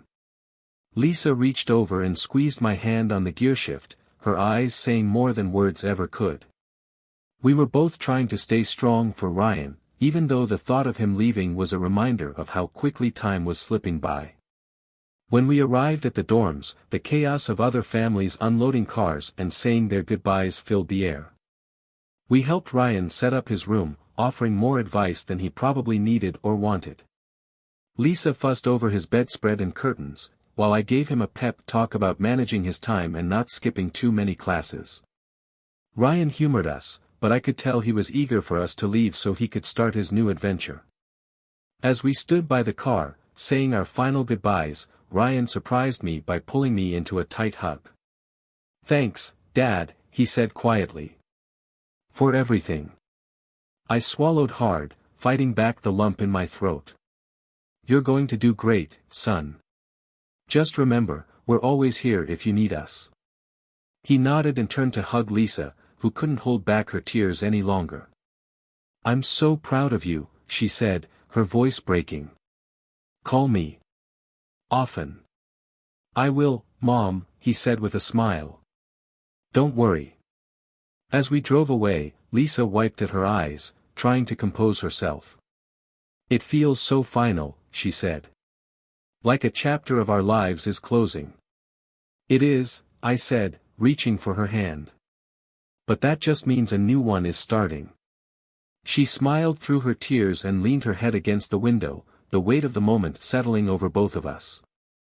When we returned home, the house felt quieter, emptier. Sarah did her best to fill the void with her bubbly energy, but there was no denying that things had changed. Lisa and I leaned on each other in those first few weeks, finding comfort in shared moments and small acts of kindness. We spent more time together, walking in the evenings, sitting on the porch with cups of coffee, and talking about everything and nothing. One night, as we sat outside watching the stars, Lisa turned to me. "Do you think we've made it?" she asked, her voice soft but serious. Made it? I echoed, unsure of what she meant. Do you think we've finally come through the worst of it? She clarified. That we're okay now? I thought about her question, the weight of it pressing against my chest. I think we're getting there, I said honestly. I think we've come a long way, but it's not about reaching some finish line. It's about choosing to keep going, every day. Lisa nodded, her expression thoughtful. You're right. And I'm okay with that. As long as we keep choosing each other, I think we'll be okay. Her words stayed with me, a quiet reassurance that resonated deep within me. The road we traveled hadn't been easy, and it wasn't over, but it felt like we'd built something strong enough to withstand whatever came next. As the days turned into weeks and then months, that strength became the foundation of our new normal. We weren't the same couple we'd been before the affair, but we were something better, more honest, more connected, and more committed to the life we were building together. And in the quiet moments, when I looked at Lisa and saw the woman who had stood beside me through so much, I felt something I hadn't expected to feel again, peace. The fall brought with it a sense of renewal. The crisp air and changing leaves seemed to mirror the quiet transformation happening in our lives. With Ryan away at college and Sarah busy adjusting to high school, the house was quieter than it had been in years. But instead of feeling empty, it felt calm, a space where Lisa and I could focus on ourselves for the first time in a long time.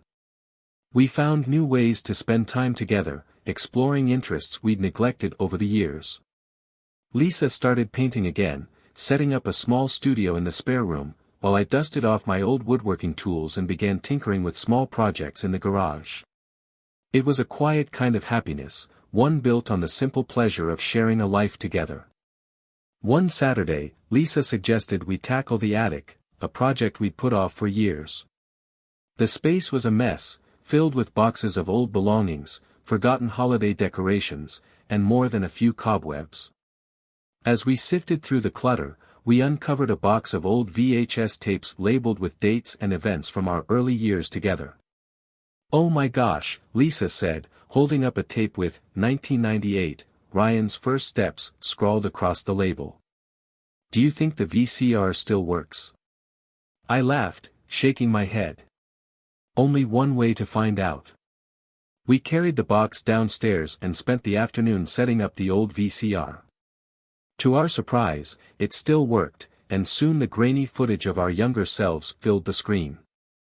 We laughed and cringed at our outdated hairstyles and clothes, but as the memories played out, a deep sense of nostalgia settled over us. One tape showed a Christmas morning when Ryan and Sarah were still toddlers, their excitement infectious as they tore into their presents. Another captured a family picnic, complete with a disastrous attempt at flying a kite. But the one that hit me the hardest was our wedding video. Watching ourselves say our vows, so young and full of hope, brought back a flood of emotions. I forgot how nervous you were, Lisa said, nudging me playfully as the screen showed a younger version of me fumbling to put the ring on her finger. I wasn't nervous, I said with a grin. Just, overly enthusiastic. We both laughed, but as the video played on, the laughter gave way to a quiet reflection. Watching our younger selves, so full of love and optimism, was a poignant reminder of how far we'd come, and how much we'd fought to hold on to that love. Later that night, as we lay in bed, Lisa turned to me. Do you think they'd be proud of us? She asked, her voice soft. Who? I asked, though I already knew. Our younger selves, she said. The people we were back then. Do you think they'd be proud of who we are now? I thought about her question, the weight of it settling over me. I think they would, I said after a moment. Not because we're perfect or because we've figured everything out, but because we didn't give up. We kept fighting, even when it felt impossible. Lisa smiled, her eyes glistening in the dim light. I think they'd be proud too. As the weeks went on, those moments of reflection became a part of our routine. We talked more openly than we ever had before, sharing not just our hopes and dreams, but also our fears and doubts. It wasn't always easy, there were still moments when the past crept in, casting shadows over the present. But each time, we chose to face it together. One evening, as we sat on the porch watching the stars, Lisa reached for my hand. "You know," she said, her voice thoughtful, "I think this is the happiest I've been in a long time." "Me too," I admitted. "And I think it's because we're not trying to be who we were. We're just being who we are now." She nodded, her grip on my hand tightening slightly. "I like who we are now." "So do I," I said, and in that moment, I realized it was true. The scars of the past would always be there, but they no longer defined us. We were something new, something stronger, and something deeply, profoundly real. As winter set in, the shorter days and colder nights brought a new rhythm to our lives. With Sarah busy preparing for her midterms and Ryan thriving in his first semester at college, Lisa and I found ourselves with more quiet evenings together. The stillness felt different now, less like the silence of unresolved tension and more like the calm that comes from knowing you've weathered the storm. One evening, as snow began to fall outside, Lisa suggested we put up the Christmas decorations. "Let's make it special this year," she said, her voice filled with warmth. "We've been through so much, and I think we could all use a little extra cheer." I agreed, and together we lugged the boxes of ornaments and lights down from the attic. Sarah joined us, humming along to the Christmas music Lisa had put on, her energy bright and contagious. As we worked together to untangle strings of lights and place ornaments on the tree, I couldn't help but feel a deep sense of gratitude. The simple act of decorating the house, something we'd done countless times before, felt more meaningful this year, a celebration not just of the season, but of the resilience that had brought us here. Later that night, after Sarah had gone to bed, Lisa and I sat by the glowing tree, sipping hot chocolate and talking quietly. The snow outside had blanketed the yard, and the soft light from the tree cast a warm glow across the room. It felt like a scene out of a Christmas card, but what struck me most was the sense of peace that filled the air. "Do you remember our first Christmas together?" Lisa asked, her eyes sparkling with the memory. "Of course," I said with a chuckle. "We had that tiny apartment with the drafty windows, and our tree was barely taller than a houseplant. And we burned half the cookies we tried to bake," she added, laughing. "But it was perfect, wasn't it?" "It was," I agreed. "Not because everything went smoothly, but because we had each other." She smiled, her expression soft. "I feel like this Christmas is going to be like that. Not perfect, but special. Because we've come so far." "I think you're right," I said, reaching for her hand. "It feels different this year. In a good way." As the days went on, the holiday preparations brought us even closer. We shopped for gifts together, wrapped presents late into the night, and even managed to bake a batch of cookies without burning them this time. Ryan came home for winter break, filling the house with his easy humor and big personality, and Sarah thrived on having her brother back to tease her. The house was alive with laughter and warmth, a stark contrast to the heavy silence that had filled it not so long ago. On Christmas morning, as we sat around the tree opening presents, I found myself watching Lisa. She was laughing at one of Ryan's jokes, her face lit with the kind of joy that seemed to radiate from within. In that moment, I realized just how far we'd come, not just as a couple, but as a family. Later that evening, after the kids had gone to bed, Lisa and I sat together by the fire. She leaned her head against my shoulder, her hand resting on mine. "This feels like a gift," she said softly. "Not the presents or the decorations, but this. Us. Being here, together. It is a gift," I said, my voice steady. "One I'll never take for granted again." She looked up at me, her eyes shining. "Neither will I." As we sat there, the fire crackling softly in the background, I felt a deep sense of contentment. The journey we'd been on hadn't been easy, but it had brought us to a place of understanding and love that felt stronger than anything we'd known before. And as I held Lisa close, I realized that the scars of the past, though still there, had become a testament to the strength of what we'd built together, a love that had weathered the storm and come out stronger on the other side. The new year arrived quietly, bringing with it a sense of fresh beginnings. The house settled into its familiar rhythm as Ryan returned to college and Sarah resumed her busy high school schedule. Lisa and I embraced the quieter moments, finding comfort in the steady routines we'd rebuilt together. The storms that had once shaken the foundation of our marriage now felt like a distant memory, softened by time and the work we'd done to heal. One weekend, Lisa suggested we take a day trip to a nearby hiking trail. "It's been ages since we've done something like that," she said, her eyes bright with enthusiasm. "Just the two of us, out in nature. No distractions." I hesitated at first. The idea of stepping away from the comfort of our routines felt risky somehow, as if we might disturb the delicate balance we'd found. But the look in Lisa's eyes convinced me. "All right," I said with a small smile. "Let's do it." The trail was quiet and peaceful, the trees dusted with a light coating of snow. The crunch of our boots on the frozen path was the only sound as we walked side by side, our breath visible in the cold air. Lisa slipped her hand into mine, and I let her, the gesture feeling natural and easy.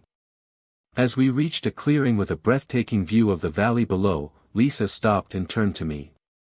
"I've been thinking," she said, her voice steady. "About us. About everything we've been through." "What about it?" I asked, curious. "I've been thinking about how far we've come," she said.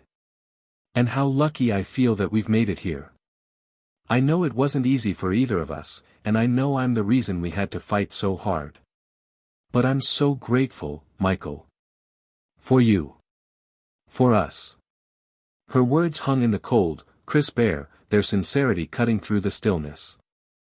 I looked at her, this woman who had hurt me so deeply but who had also fought just as hard to make things right, and I felt a surge of emotion I hadn't expected. Gratitude. Love. Hope. "I'm grateful too," I said, my voice quiet but firm. "For you. For us. For the fact that we didn't give up." We stood there for a moment, the silence between us filled with understanding. The view before us was stunning, but it was the connection I felt with Lisa in that moment that took my breath away. On the way back down the trail, we talked about the future, something we hadn't done in a long time. We talked about places we wanted to visit, things we wanted to try, and dreams we'd put on hold. It felt good to look forward together, to imagine a life that was more than just surviving the aftermath of the affair. That evening, as we sat by the fire with cups of tea, Lisa rested her head on my shoulder. "I don't think I've ever felt this close to you," she said softly. "Me neither," I admitted. "And I think it's because we've finally stopped pretending everything has to be perfect. We're just, us." She smiled, her eyes glistening. "I like us." "I do too," I said, and for the first time, I truly meant it. The months that followed were filled with more of those quiet, meaningful moments. We continued to grow, not just as a couple, but as individuals. Lisa poured herself into her painting, even selling a few pieces at a local gallery, while I found joy in building furniture for friends and neighbors.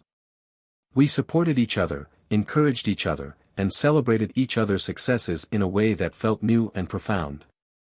One day, as we sat on the porch watching the sunset, Lisa turned to me with a thoughtful expression. "Do you ever think about how different things might have been if we hadn't gone through all of this?" she asked. "Sometimes," I said honestly. "But I don't think we'd be where we are now if we hadn't." She nodded, her gaze fixed on the horizon. "I think you're right.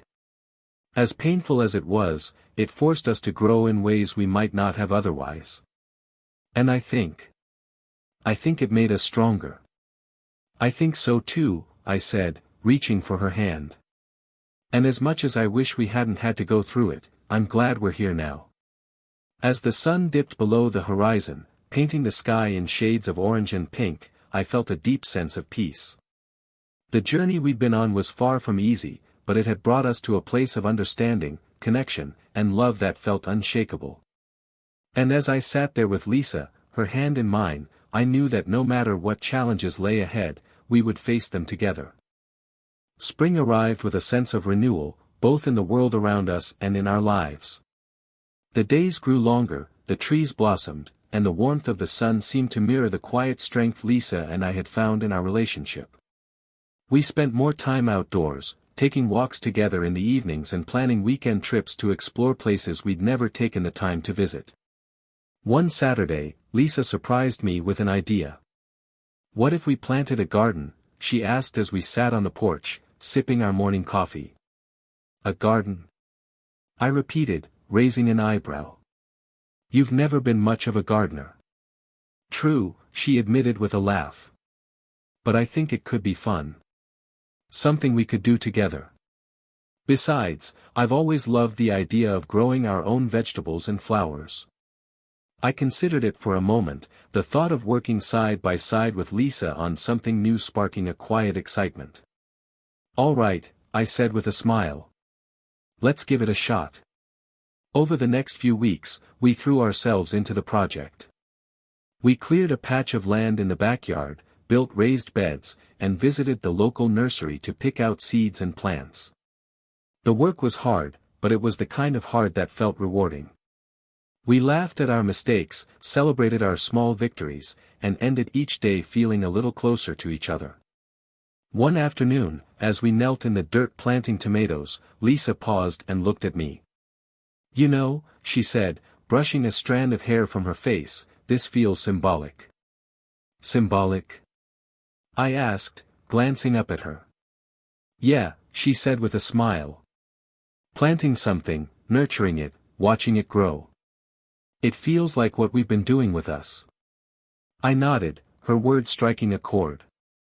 "I guess it does," I said. "And just like a garden, it takes work. But it's worth it." "It is," she said softly. "It really is." As the weeks passed, the garden began to flourish. The first green shoots poked through the soil, and the sight of them filled us with a sense of pride and accomplishment. It wasn't just a garden, it was a testament to the work we'd put into our relationship, a reminder that growth was possible even in the wake of hardship. One evening, as we sat on the porch admiring the garden, Lisa reached for my hand. "Michael," she said, her voice steady, "I don't think I've ever loved you more than I do now." Her words took me by surprise, but as I looked at her, I realized I felt the same way. "I feel the same," I said. "It's not the kind of love we had in the beginning. It's deeper. Stronger." She smiled, her eyes glistening with emotion. "I never thought we'd get here. But I'm so glad we did." "Me too," I said, squeezing her hand. "It wasn't easy, but it was worth every step." As the sun set and the garden cast long shadows across the yard, I felt a profound sense of peace. The journey we'd been on had tested us in ways I never could have imagined, but it had also brought us to a place of understanding and connection that felt unshakable. And as I sat there with Lisa, watching the first stars appear in the sky, I knew that the love we'd rebuilt was stronger than anything we'd faced, and stronger than anything still to come. The garden became a central part of our lives, a quiet, ongoing project that symbolized so much more than the vegetables and flowers we were growing. It gave us something to nurture together, something to look forward to, and a tangible reminder of the work we'd put into rebuilding our relationship. Watching it thrive filled us with a sense of pride, not just in the garden itself, but in the growth we'd cultivated in ourselves and in each other. As summer approached, we decided to host a small gathering in the backyard to celebrate both the garden's success and the milestones our family had reached. Ryan would be home from college for the summer, and Sarah had recently been recognized for her achievements at school. It felt like the perfect time to bring everyone together, to celebrate not just the big moments but the small, quiet victories that had carried us through the past year. The day of the gathering arrived with perfect weather, clear skies and a gentle breeze that carried the scent of blooming flowers. Lisa and I spent the morning setting up, arranging tables and stringing lights around the yard. Sarah helped decorate, while Ryan manned the grill, his usual easygoing humor keeping the mood light. As our friends and family began to arrive, the yard filled with laughter and conversation. The garden, with its vibrant colors and flourishing plants, became the centerpiece of the evening, drawing compliments and sparking conversations about how we'd managed to grow such a beautiful space. "You've done something special here," Lisa's mother said as she admired the rows of tomatoes and peppers. "It's more than just a garden, it feels like a labor of love." "It is," Lisa said, her voice soft but steady. "In more ways than one." Later that evening, as the sun dipped below the horizon and the string lights cast a warm glow over the yard, Lisa and I stood together, watching our guests enjoy themselves. The sound of laughter and clinking glasses filled the air, and for a moment, I felt a deep sense of contentment. "This feels good," Lisa said, leaning against me. "Having everyone here. Celebrating. It feels right." "It does," I agreed, wrapping an arm around her. "And I think it's because we've finally found our footing again. We've built something strong." She looked up at me, her eyes shining with gratitude. "We have. And I'll never stop being thankful for that, for you." "And I'm thankful for you," I said, my voice steady. "For us." As the evening wound down and the guests began to leave, Lisa and I stood in the quiet of the garden, the soft hum of the crickets filling the night air. The yard was empty now, but the warmth of the gathering lingered, a reminder of everything we'd worked for. "I think this was one of the best days we've had in a long time," Lisa said, her voice filled with quiet joy. "I think you're right," I said. "And I think it's because it wasn't just about the garden or the celebration, it was about everything we've built together." She nodded, a soft smile playing on her lips. "We've come so far, Michael. And I couldn't have done it without you." "We did it together," I said, pulling her close. "And that's what matters." As we stood there, surrounded by the fruits of our labor, I felt a deep sense of peace. The journey we'd been on had tested us in ways I never could have imagined, but it had also brought us to a place of love and understanding that felt unshakable. And as I held Lisa in the quiet of the garden, I knew that whatever challenges lay ahead, we'd face them together, stronger, wiser, and more deeply connected than ever before. As the summer unfolded, the garden continued to flourish, becoming a living testament to the new chapter Lisa and I had begun. The tomatoes ripened into plump, bright red orbs, the peppers added a vibrant splash of green, and the flowers we'd planted in the borders swayed gently in the warm breeze. Tending to it became part of our daily routine, a shared ritual that gave us time to connect, laugh, and simply enjoy each other's company. One evening, as the sun dipped low on the horizon, casting a golden glow over the yard, Lisa and I found ourselves sitting on the garden bench we'd built together. It had become our favorite spot, a place where we could talk about anything and everything or simply sit in comfortable silence. On this particular evening, the air was warm and still, the kind of night that made you want to linger outside just a little longer. "Do you ever think about the future?" Lisa asked, her voice breaking the peaceful quiet. "All the time," I said, glancing at her. "Why?" She hesitated, brushing a strand of hair from her face. "I was just thinking about how much we've been through. And how, for the first time in a long time, I feel like we can look ahead without the weight of the past holding us back." I nodded, her words resonating deeply. "I feel that too. It's like we've turned a corner, and now we're finally moving forward instead of looking back." She smiled, her eyes reflecting the soft light of the setting sun. "I don't think I ever believed we'd get here, not really. But I'm so glad we did." "Me too," I said, reaching for her hand. "And I think it's because we didn't give up. Even when it felt impossible, we kept going." She squeezed my hand, her expression thoughtful. "I think that's what love is, at its core. Not the grand gestures or the perfect moments, but the choice to keep going, even when it's hard." I looked at her, this woman who had hurt me and healed with me, and felt a deep sense of gratitude. "You're right," I said. "And I think we're stronger for it."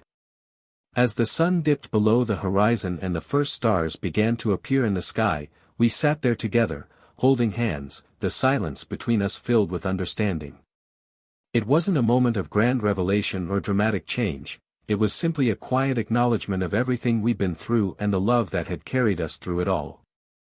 The rest of the summer was filled with more of these quiet, meaningful moments. We spent lazy afternoons picking vegetables from the garden, evenings cooking dinner together, and weekends exploring nearby hiking trails.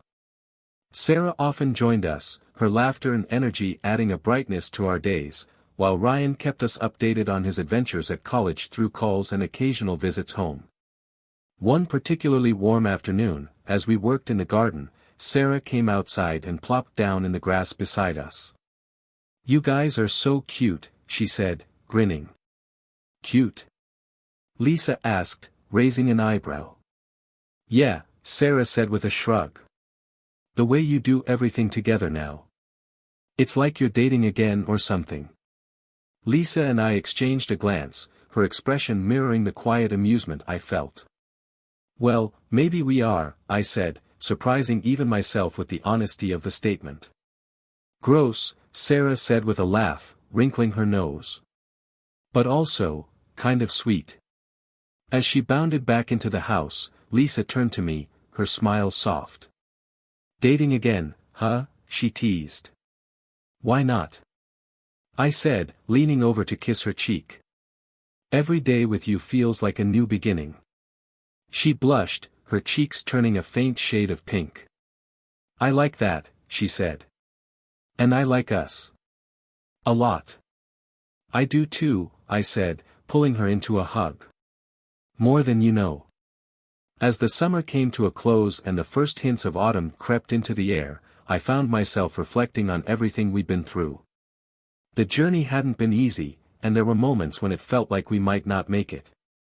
But sitting there in the garden, surrounded by the life we'd nurtured together, I realized that the struggle had made us stronger. It had taught us what it meant to truly love and to truly forgive.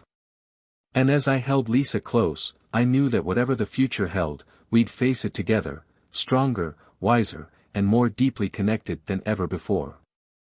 As the cool breezes of autumn replaced the summer heat, life seemed to settle into a steady, comforting rhythm. The garden, now past its peak, still offered a few late blooms and vegetables that Lisa and I harvested together. The changing seasons mirrored the quiet transformation we'd undergone, a reminder that even in the cycles of loss and renewal, there was beauty to be found. One weekend, as we were clearing the garden beds to prepare them for winter, Lisa paused and leaned on her rake, her expression contemplative. "You know," she began, "I've been thinking about what you said over the summer, about dating again." I looked up from where I was pulling weeds. "Yeah." She nodded, a small smile playing on her lips. "What if we really did it? Like, not just joking about it, but planning real dates. New experiences. Something just for us." The idea caught me off guard, but as I considered it, a sense of excitement began to take hold. "I like that," I said, standing and brushing the dirt off my hands. "Where should we start?" Lisa's eyes lit up, and over the next few weeks, we began planning small outings that felt like little adventures.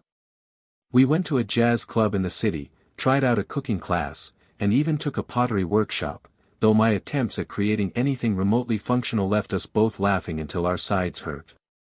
Each experience brought us closer, reminding us of the joy we'd found in each other's company when we were first falling in love. One particularly memorable evening found us at an outdoor movie night in the park. Wrapped in a blanket, with the stars above and the soft glow of the screen illuminating Lisa's face, I felt a contentment that was hard to put into words. She leaned her head on my shoulder, and as the movie played, I realized how much I cherished these moments, not because they were grand or extraordinary, but because they were ours. Back at home, the rhythms of everyday life continued to hum along. Sarah was thriving in school, her confidence growing with each new challenge she tackled, while Ryan sent updates about his classes and part-time job, his independence shining through in every conversation. Lisa and I supported them as a team, finding joy in the shared pride we felt for our children. One evening, as we sat together on the porch watching the leaves fall, Lisa turned to me. "Do you ever think about how far we've come?" she asked. "All the time," I said, my voice steady. "It's hard not to." She nodded, her gaze distant. "I was so afraid I'd lost you, Michael. That I'd ruined everything." I reached for her hand, holding it firmly in mine. "You didn't lose me," I said. "We got lost for a while, but we found our way back. And that's what matters." Her eyes filled with tears, but she smiled. "I'm so grateful for you, for us." "And I'm grateful for you," I said. "For the fact that we didn't give up." The quiet strength of her smile in that moment was something I'd carry with me for the rest of my life. As the months passed and winter began to settle in, the peace we'd found continued to grow. Our relationship wasn't perfect, no relationship ever is, but it felt solid in a way that gave me hope. The love we'd rebuilt wasn't the untested love of our youth. It was a love that had weathered storms, faced its darkest moments, and emerged stronger on the other side. On a snowy evening in December, as we sat by the fire sipping hot cocoa, Lisa leaned into me and said, "I think this might be the happiest I've ever been." I wrapped my arm around her, pulling her close. "Me too," I said. "And I think it's because we've finally figured out what matters most." She smiled, her head resting against my chest, and as the fire crackled softly in the background, I felt a sense of peace that went beyond words. The road we'd traveled hadn't been easy, but it had brought us here, to a place of love, trust, and connection that felt unshakable. And as the snow fell gently outside, I knew that whatever the future held, we'd face it together, one day at a time. The arrival of the holiday season brought with it a sense of warmth and joy that seemed to fill every corner of our home. For the first time in years, I felt truly present, not just going through the motions of decorating, shopping, and planning, but savoring each moment with Lisa and the kids. The scars of the past, though still there, felt like distant echoes, overshadowed by the love and laughter that surrounded us. Ryan came home from college a week before Christmas, his usual laid-back energy bringing life to the house. Sarah, thrilled to have her brother back, spent every moment she could with him, their sibling bond stronger than ever. Lisa and I watched them with quiet pride, grateful for the family we'd built and the strength we'd found in each other. On Christmas Eve, after the kids had gone to bed, Lisa and I sat by the fire, the room illuminated by the soft glow of the Christmas tree. The house was quiet, the kind of stillness that felt comforting rather than heavy. "Remember our first Christmas together?" Lisa asked, breaking the silence. Her voice was soft, tinged with nostalgia. "I do," I said with a smile. "That tiny apartment, the tree that barely had any ornaments, and the way we burned half the cookies we tried to bake." She laughed, the sound warm and familiar. "It wasn't much, but it was perfect in its own way." "It was," I agreed. "And this feels the same. Not perfect, but exactly what it should be." Lisa reached for my hand, her touch gentle. "I'm so grateful for this, for us. There were times when I wasn't sure we'd ever feel this way again." I looked at her, the woman who had stood beside me through so much, and felt a surge of emotion. "Me too," I said. "But I think that's what makes it even more meaningful. We've worked for this. We've earned it." She nodded, her eyes shimmering. "We have. And I'll never stop being thankful for that." The fire crackled softly as we sat there, holding hands and watching the lights on the tree twinkle. It wasn't just a moment of peace, it was a moment of clarity, a reminder of how far we'd come and how much we'd built together. Christmas morning was filled with laughter and joy as we opened presents and shared stories around the tree. The kids' excitement was contagious, and Lisa and I exchanged a knowing smile as we watched them, two people who had faced so much together and come out stronger on the other side. Later that evening, as the house grew quiet again, Lisa and I sat on the porch, wrapped in blankets as we watched the snow fall. The air was crisp, and the silence of the night felt like a gentle embrace. This has been the best Christmas in a long time, Lisa said, her voice barely above a whisper. It has, I agreed. And I think it's because we've finally found our way back to each other. She turned to me, her expression soft but serious. I love you, Michael. More than I ever thought possible. I love you too, I said, my voice steady. And I always will. As we sat there, watching the snow blanket the world around us, I felt a deep sense of peace. The journey we'd been on hadn't been easy, but it had brought us here, to a place of love, trust, and connection that felt unshakable. And as I held Lisa close, I knew that whatever the future held, we'd face it together, one step at a time. The new year arrived with quiet anticipation, bringing with it the promise of fresh beginnings. Lisa and I had finally reached a place of stability, where the weight of the past no longer felt like a constant presence. Instead, it served as a reminder of how far we'd come and how much we had fought to rebuild what mattered most. One morning, as the sun filtered through the curtains, Lisa turned to me with a thoughtful expression. I've been thinking about something, she said, her voice soft. What's that? I asked, setting down my coffee. What if we started a new tradition this year, she said. Something just for us. Something to remind us of how far we've come. I considered her suggestion, the idea settling warmly in my mind. I like that, I said. What did you have in mind? I don't know yet, she admitted, her lips curving into a small smile. But I thought maybe we could decide together. We spent the next few days tossing around ideas, from taking an annual trip to planting a new tree in the garden each spring. Eventually, we settled on something simple but meaningful, writing letters to each other on New Year's Day, letters that reflected on the year that had passed and our hopes for the year ahead. It felt like the perfect way to honor our journey and look forward to the future. When the day arrived, we sat together at the kitchen table, the house quiet except for the soft hum of the heater. Lisa handed me a sheet of paper and a pen, her smile encouraging but gentle. No pressure, she said. Just write what's in your heart. As I stared at the blank page, the words began to flow. I wrote about the challenges we'd faced, the love we'd rediscovered, and the quiet strength I saw in Lisa every day.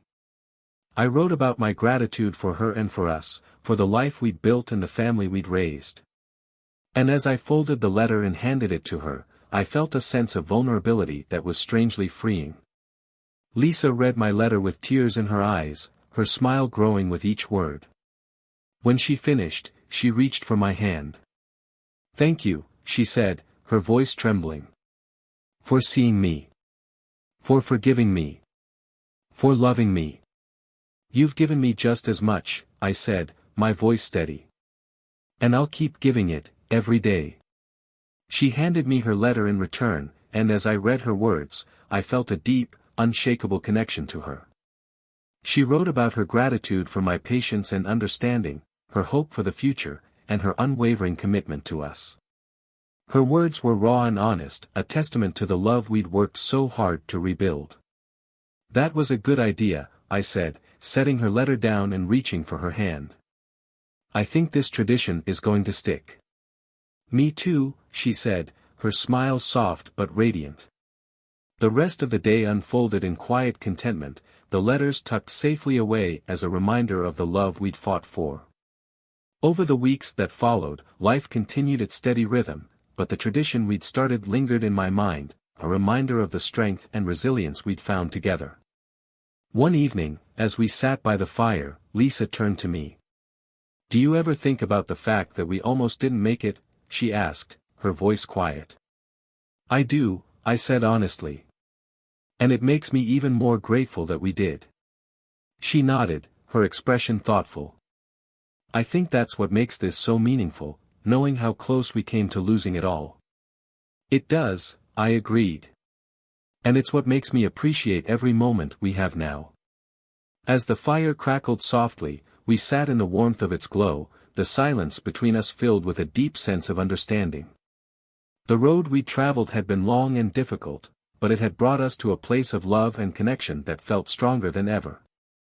And as I held Lisa's hand, I knew that whatever challenges lay ahead, we would face them together. As the year unfolded, Lisa and I continued to find joy in the small, meaningful moments because in the end, love wasn't about perfection. It was about choosing each other, dormant under the frost of winter, no matter what. Waited patiently for spring, much like we had waited for our love to blossom again. The house felt alive with warmth and laughter, and though life carried its usual share of challenges, we faced them as a team, stronger and more connected than we'd been in years. One evening, after a quiet dinner with Sarah, Lisa and I sat together on the couch, a sense of calm settling over us. She reached for my hand, her fingers intertwining with mine. "Do you ever think about the legacy we're leaving behind?" she asked softly. I glanced at her, surprised by the question.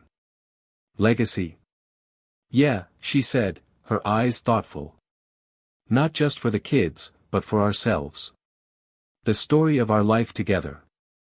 What it says about who we are." I considered her words, the weight of them settling over me. "I think our legacy is resilience," I said after a moment. "It's about how we faced the hardest parts of our lives and came through them stronger." She nodded, a small smile tugging at her lips. "I like that. Resilience. It feels right. And it's something we've taught the kids, too," I added. "They've seen us struggle, but they've also seen us fight for what matters."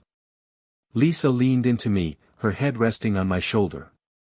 "I hope they carry that with them, that sense of strength and hope. I want them to know that love isn't perfect, but it's worth fighting for."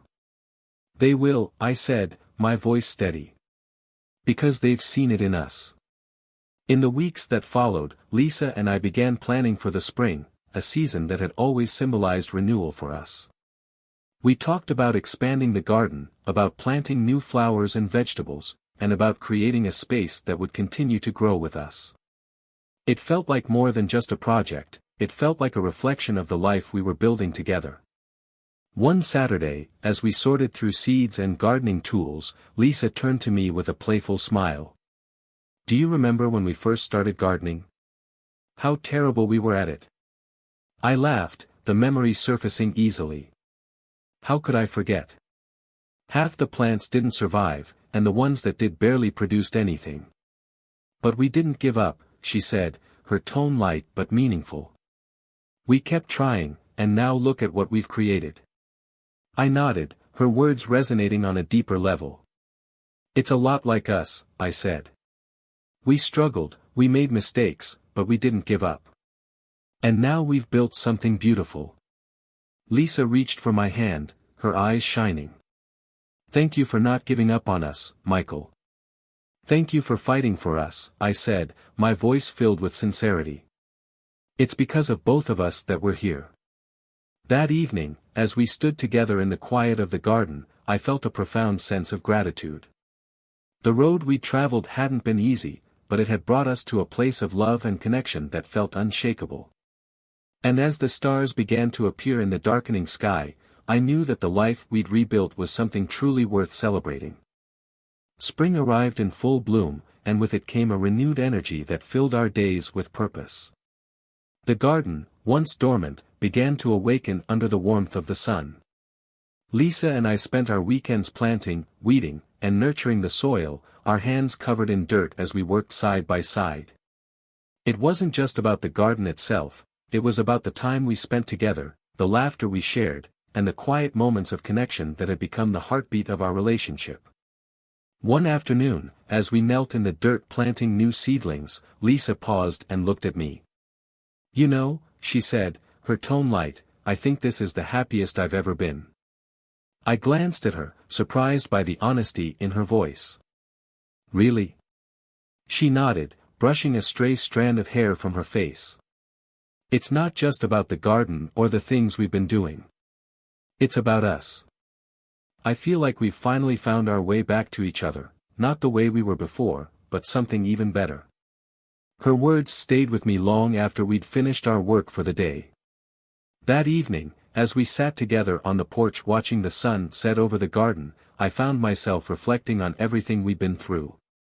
The pain, the struggle, the moments of doubt, they were all part of our story, a story that had brought us to this place of peace and understanding. Do you think we'll ever stop growing? Lisa asked, breaking the comfortable silence. What do you mean? I asked, turning to look at her. I mean us, she said, her eyes thoughtful. Do you think there's ever a point where we'll feel like we've arrived, like we've figured it all out? I smiled, considering her question. I don't think so, I said. I think growth is a lifelong process.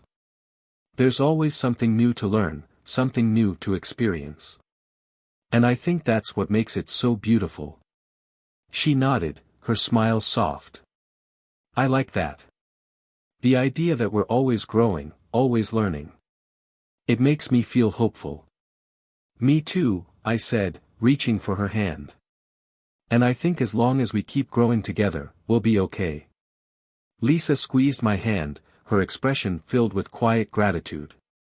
I'm so glad we've made it here, Michael. I'm so glad we didn't give up. Me too, I said, my voice steady. And I think the best is still to come. As the sun dipped below the horizon, casting the garden in shades of gold and orange, I felt a deep sense of contentment. The journey we'd been on had tested us in ways I never could have imagined, but it had also brought us to a place of love and connection that felt unshakable. And as I held Lisa's hand, I knew that whatever the future held, we would face it together, one step at a time. As summer stretched into its warm, golden days, the garden became a vibrant oasis, a testament to the love and effort Lisa and I had poured into it, much like our relationship. The once fragile seedlings had grown strong, their leaves stretching toward the sun, their roots firmly anchored in the soil. Every visit to the garden was a quiet celebration of what we'd built together, a reminder of the resilience that had carried us through the darkest times. One evening, as the day's heat gave way to a cool breeze, Lisa and I sat in the garden, watching the fireflies dance in the fading light. The air was filled with the scent of blooming flowers and the soft hum of crickets, a symphony that felt as familiar as it was comforting. Do you ever think about the journey we've been on? Lisa asked, her voice soft. All the time, I said, turning to look at her. It's hard not to. She nodded, her eyes thoughtful. I've been thinking about what it all means, what we've learned, what we've gained. And I think the biggest thing is that love isn't about never making mistakes. It's about what you do after those mistakes. How you rebuild. Her words struck a chord, and I nodded. It's about choosing each other, even when it's hard. Especially when it's hard. She reached for my hand, her fingers warm and steady. I'll keep choosing you, Michael. Every day, for as long as I live. And I'll keep choosing you, I said, my voice steady. Because you're worth it. Because we're worth it. The simplicity of the moment, the garden, the fireflies, the quiet strength of her hand in mine, felt like the culmination of everything we'd fought for. It wasn't perfect, and it never would be, but it was real. And that was enough. As the weeks passed, life continued its steady rhythm, filled with the small joys and challenges that made up our days. Ryan called regularly from college, his voice filled with excitement as he shared stories of his classes and newfound independence. Sarah, ever the bright spark, threw herself into new hobbies, her energy bringing life to every corner of the house. And Lisa and I found peace in the routines we'd built together, in the quiet certainty of our love. One afternoon, as we sat together on the porch, Lisa turned to me with a smile. Do you realize how far we've come? She asked. I do, I said, my voice filled with quiet pride.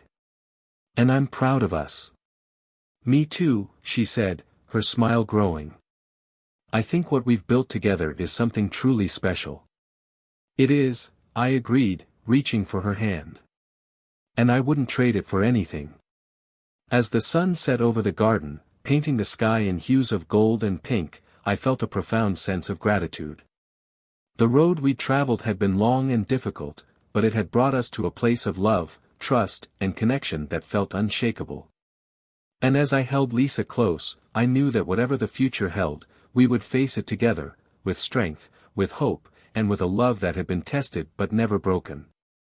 Dear listeners, thank you so much for listening to the story all the way through.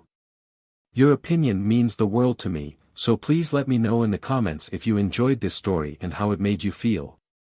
If you'd like to follow along with my upcoming videos and stories, don't forget to subscribe to the channel.